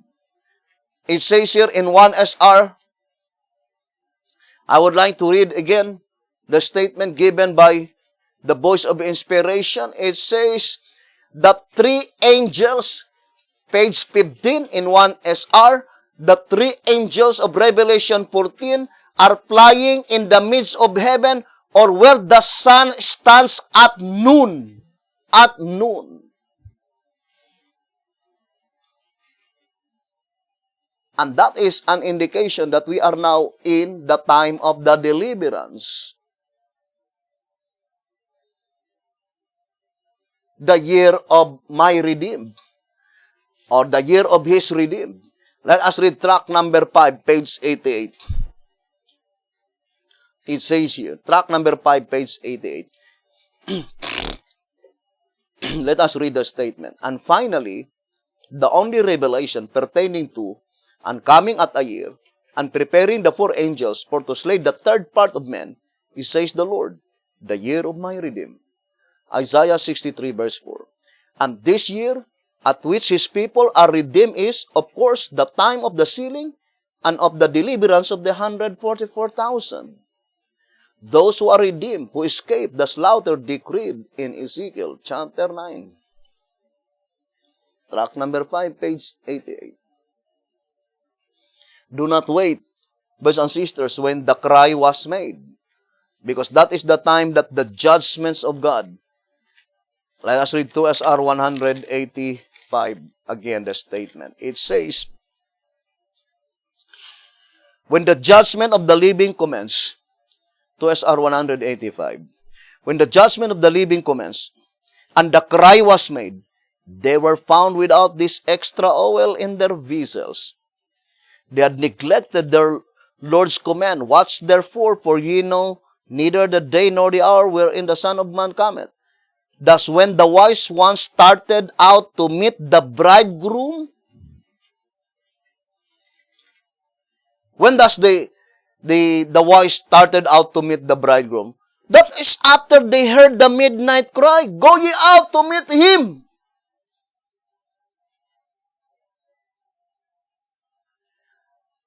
For example, I would like to read to you.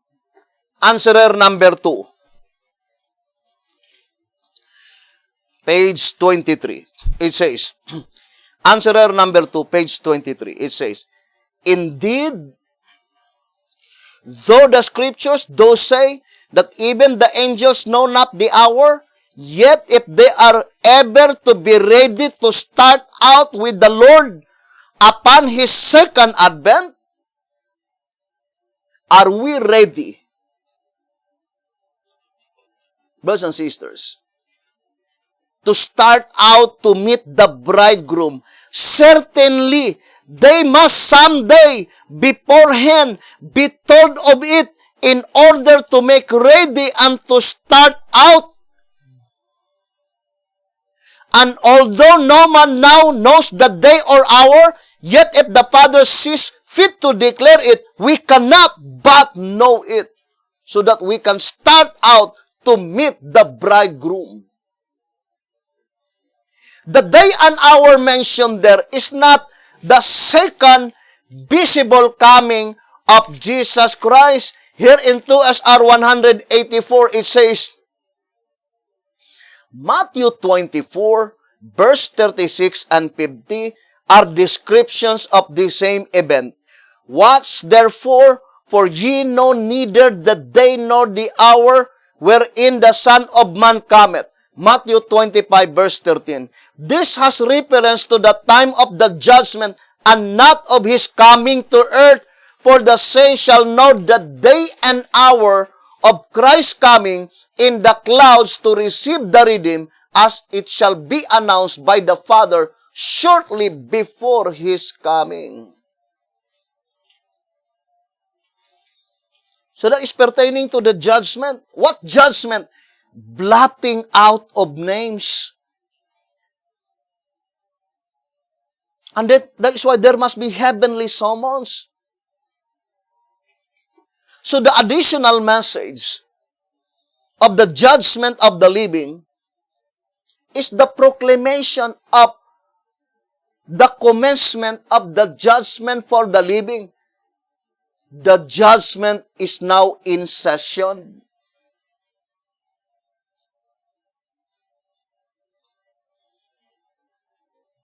Here, brothers and sisters, in 2 SR page 219, it says, while the judgment for the living is in progress, every sin must be confessed and put away. He who neglect this great privilege will find himself involved in everlasting ruin, cut off from among his people. Ignoring this most vital subject will not profit us in the least. The word cut off cannot be the slaughtering, because this word cut off will be performed on the Day of Atonement, and the slaughtering, according to 2SR page 216, that will occur on the Passover week. So this term cut off is the same in 2SR 164, saying, but when our high priest shall begin the atonement for the living, there must be a message of present truth, sounding of the trumpet, urging everyone to lay hold on the Lamb of God, Jesus Christ, by which only can he in figure come to the sanctuary, confess his sin, and secure his life. Unless the close of the judgment for the dead and the commencement for the living be made known to us, we would have no present truth, while the judgment for the living is in session. Neither will such judgment be legal or just. He who fails to respond to the heavenly summons will be left without the seal or covering of God, and therefore must be cut off from among his people, as prefigured by the services in the typical Day of Atonement. So the word cut off, meaning their names will be blotted out. That is the great and dreadful day of the Lord. Great to the righteous, whose names are retained in the Lamb's book of life. Dreadful to the wicked, whose names have been blotted out. Now the statement is the same, saying, while the judgment for the living is in progress, every sin must be confessed and put away. The same in 2SR 164. But when our high priest shall begin the atonement for the living, what atonement? Blotting out of names. Before Jesus Christ will begin that blotting out of names, there must be first a message of present truth, sounding of the trumpet, urging everyone to lay hold on the Lamb of God, come to the sanctuary, confess his sin, and secure his life. Why is it that it is very important, these subjects, to understand? Because there are two sanctuaries. The sanctuary that had been trodden underfoot by the devil, and not only the sanctuary itself, but as well as the place. Therefore, that sanctuary is pointing to the church, the 11th hour church, by which, represented by Isaac, never been in Egypt. Why is it that it is very important to understand first second angel's message before you will be benefited by the midnight cry? Because Revelation 14:8, the perfect fulfillment is in the judgment that pertains to the living. Because the statement, John Conference Special, page 39, the three angels' messages is applied directly to the judgment that pertains to the living. Therefore, the first and the second, as well as the third. What is Revelation 14:8? Think it thoroughly, brothers and sisters. It is a life and death matter. Now, look at the statement. Let us go back again to 2SR page 245. It says, thus the second angel's message of Revelation 14:8 was proclaimed immediately after the disappointment, saying, Babylon is fallen, is fallen. That is, the world in 1844 fell in the same manner as the one before the flood. What is the world before the flood? Antediluvian world. There was no nation. The imperialism, the nation, the state was formulated after the flood. So the primary application of Revelation 14:8 is referred only to the churches. But what is the significance? It was stated by the shepherd's rod. Let us read again. 2SR page 97, it says, that is to say, I would like to read. It says, the second angel's message, 2SR page 97, the second angel's message of Revelation 14 verse 8 had announced that Babylon, the churches prior to 1844, had fallen. What churches that had been raised by God prior to 1844? Lutherans, Presbyterian, Methodist, Baptist, First-day Adventist. That is to say that God would let no light shine upon His word through these fallen churches. In 2SR 288, the statement says, the same. It says, 2SR 288, second, the churches who were in existence prior to 1844 fell with the proclamation of the second angel's message, Revelation 14 verse 8, showing that God would no longer reveal Himself through that channel. Now, this is the statement in track number 2. Let us read again. Track number 2 on page... this is the statement given by the voice of inspiration. Track number 2, pages 29 and page 30. The concluding revelation is, behold, these that go toward the north country have quieted my spirit in the north country. Zechariah 6 verse 8. After the warning message by the Millerite movement had been rejected by the churches in fulfillment of the words, have quieted my spirit in the north country, God withdrew His spirit from them. In evidence of this, the second angel announced Babylon is fallen. Revelation 14 verse 8. Track number 2, page 29 and page 30. Therefore, Zechariah 6 verse 8 and Revelation 14 verse 8 is pointing to the same prophecy. As a matter of fact, in 2SR 221, it says, the revelation itself is not the prophecy of itself, but it is a revelation of the prophecy already recorded in the Old Testament. So Revelation 14:8 is pointing to Zechariah chapter 6 verse 8. As is stated here in track number 2, page 29 and page 30. Brethren, prophecy must be fulfilled. Here I would like to read again 2TG 22, page 22. Let us read 2TG 22, page 22. God's Spirit having been silenced in the north country must denote that the messages of God in the north country were generally rejected, especially the one of the fourth chariot. So the rejection of the message of William Miller is not the particular object in view, because the word is special, that is the particular object in view. So the statement in 2SR 245, brothers and sisters, showing that there are two Babylons. Let us read again, 2SR page 245. Thus the second angel's message of Revelation 14:8 was proclaimed immediately after the disappointment, saying, Babylon is fallen, is fallen. That is, the world in 1844 fell in the same manner as the one before the flood. The present world is called Babylon. What is the present world? The Protestant nations. Because the kingdom of Babylon is the immediate one after the flood. Thus, Babylon becomes the mother of the nations.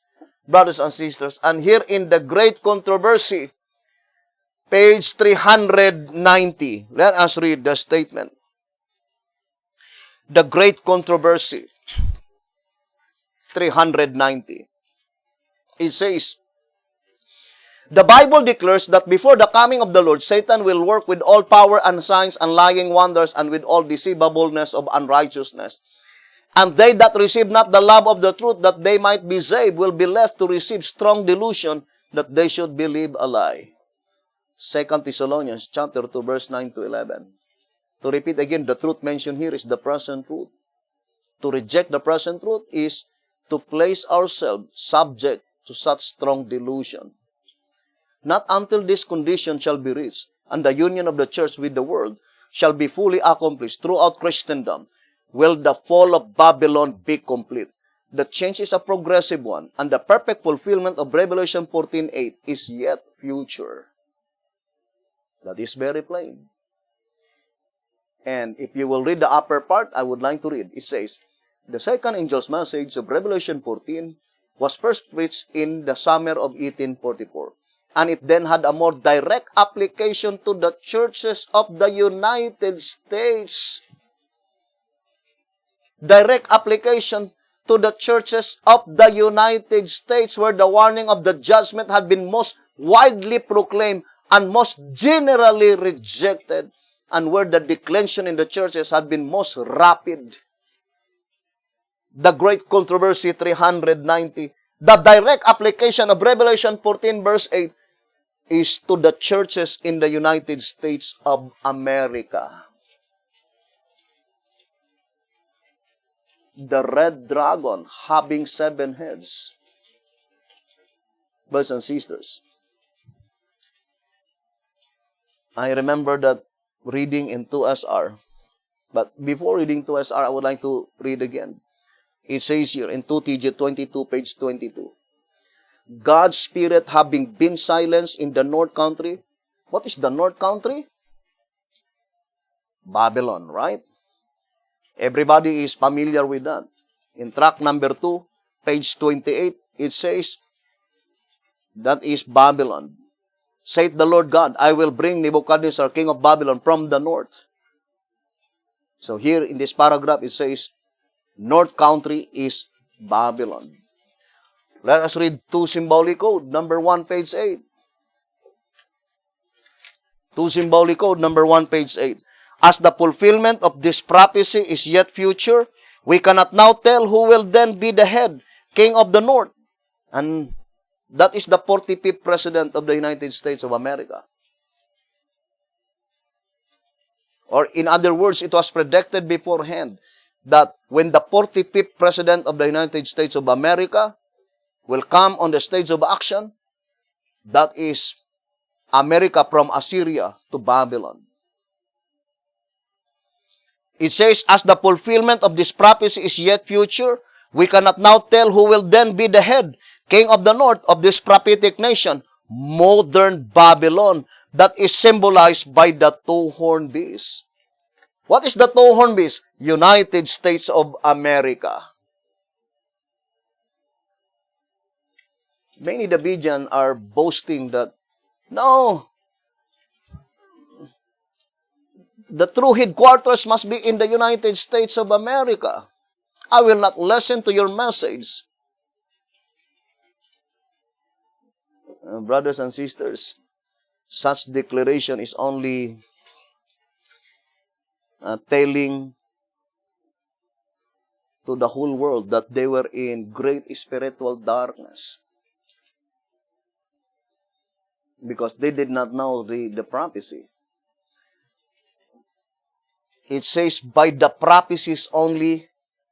I would like to read track number 6, page 4. By the prophecies only can we prove or disprove, know what we believe and believe what we know, and with safety accept or reject any message. Otherwise, our faith can be founded only upon uncertainties, upon a Sunday foundation, which will in the end bring us disappointedly to the Master's left hand. So to make sure of standing at His right hand, we must not fail to give earnest heed to the pleadings of the Holy Ghost. Brothers and sisters, by the prophecies only. I remember B.T. Hontham says, I would like to read to you, because this statement is ultimately the same, what is happening today. It says here in 2SR, the declaration given by the Seventh-day Adventists in the days of B.T. Hontham says, 273, it says,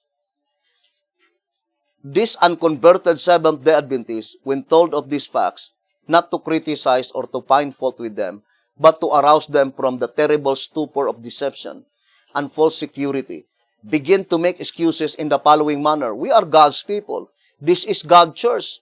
There is no other movement to follow.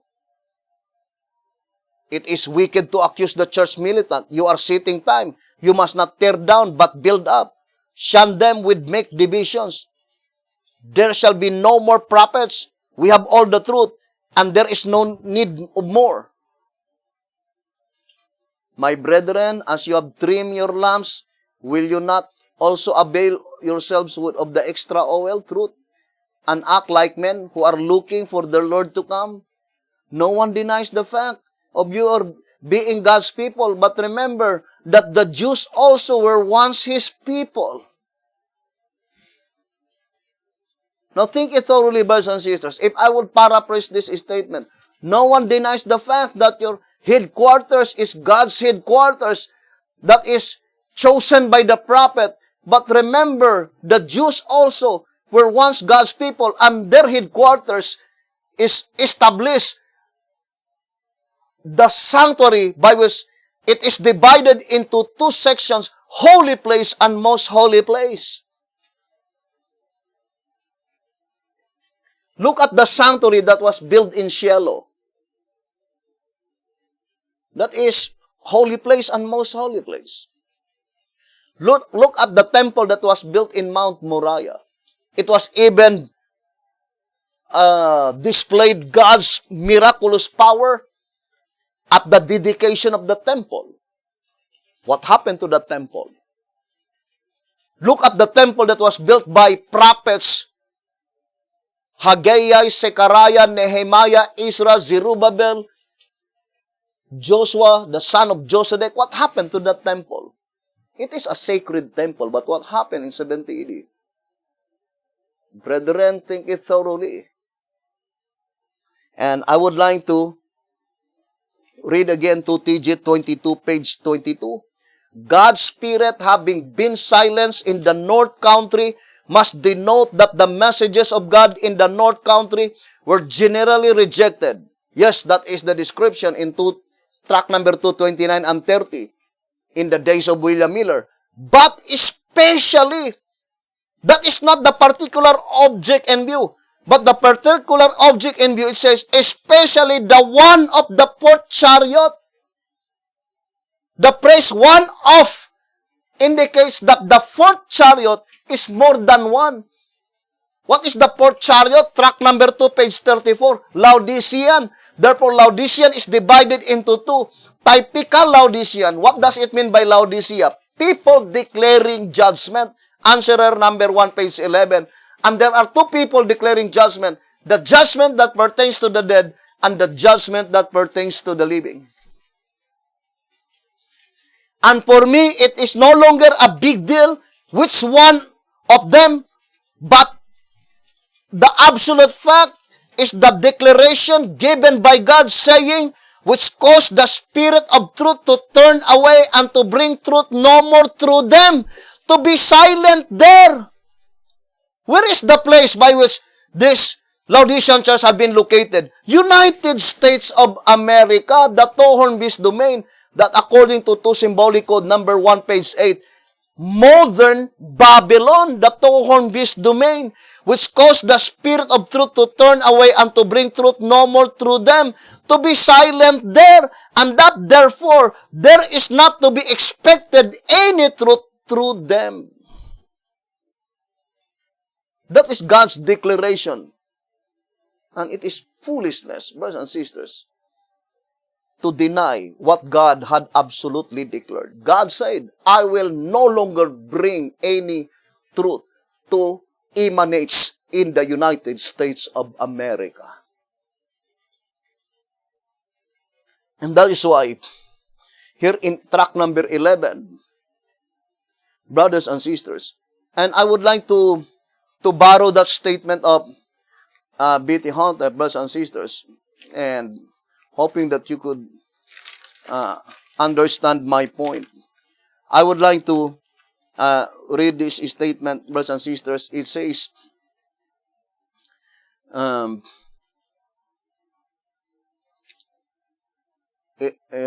herein, no one denies the fact of your being God's people. But remember that the Jews also were once His people. Where's the statement? I will to read the statement. B.T. Hotep says that, not to accuse, but I would like to read the statement here in 273, the very first one. This unconverted Seventh-day Adventists, when told of these facts, not to criticize or to find fault with them. The same with me. No, it is not to criticize, my beloved brethren in the United States of America or to find fault with them, but to arouse them from the terrible stupor of deception and false security. That is only the main objective, brothers and sisters. And that is why in 2SR 258, it says, I would like to read again and again, it says, how fearful the thought for those who bear this great responsibility, and how dangerous to the class who permit others to think and act for them. The class that accept the decision of others, whether for or against the truth, are deceived and robbed of eternal life, for they have no experience of their own, no true conversion, no change of heart. My brethren, these words are not against you, for it is God speaking through His word of truth to save you from the bottomless pit. Will you not let Him work for you and for His people? Will you not be His sheep? And in tract number 11, page 12, it says, all present truth believers, it says a lesson in the proclamation of the second angel's message in its primary phase. It says, all present truth believers should now see the necessity of shunning every wind of doctrine, regardless how plausible, how reasonable it might appear to be. Remember the words, behold, those that go toward the north country have quieted my spirit in the north country. Tract number 11, page 12, can be easily understood that regardless how plausible, regardless how reasonable it might appear to be, as long as that message originate in the United States of America, after God declared, I will no longer send any message from the United States of America, brothers and sisters, it cannot be of God, because God Himself says, I will no longer. Do not expect any truth through them. That is the declaration given by God. And that is the reason, brothers and sisters, why you need first to understand the first and second angel's message. Because the second angel's message is only a warning that the proclamation of the midnight cry will not originate in the United States of America. It says, does not come from, I would like to read this reading. 11 symbolic code, number 12, 13, and 14. As an announcement is made that the bridegroom cometh, all the virgins are wakened by it. If the announcement were to come from the general conference, you know that all the members would fill their vessels with oil and all would have it. The facts are, though, that the cry does not come from there. The message of the midnight cry will not come from the United States of America. And what is the message of the midnight cry? God gave them the knowledge when the judgment for the dead will close and the judgment for the living begins. It says, unless the close of the judgment for the dead and the commencement for the living be made known to us, we would have no present truth while the judgment for the living is in session. When the judgment for the living is in session, that is the time that we need to confess our sin. 2SR 219. But if in that movement they have no knowledge when the judgment for the dead will close and the judgment for the living will begin, indicates that the present truth was not bestowed by God unto them. And that present truth will originate from the gift of the prophecy, because the statement in 2TG 12:29, John truly penned it as a prophecy. But when the event has actually taken place, God's agency on earth, the spirit of prophecy in the church, will proclaim that the event has actually taken place. Brothers and sisters, we are now in the very year, the last year, that God commanded His people to prepare their lives, because in this very year, the blotting out of names will be performed by God. And those who rejected the present truth, they allowed themselves to let their names be blotted out. May the good Lord bless you, brothers and sisters, hoping that God would help us. We will continue this subject. Thank you very much for listening and viewing this program. Have a wonderful evening.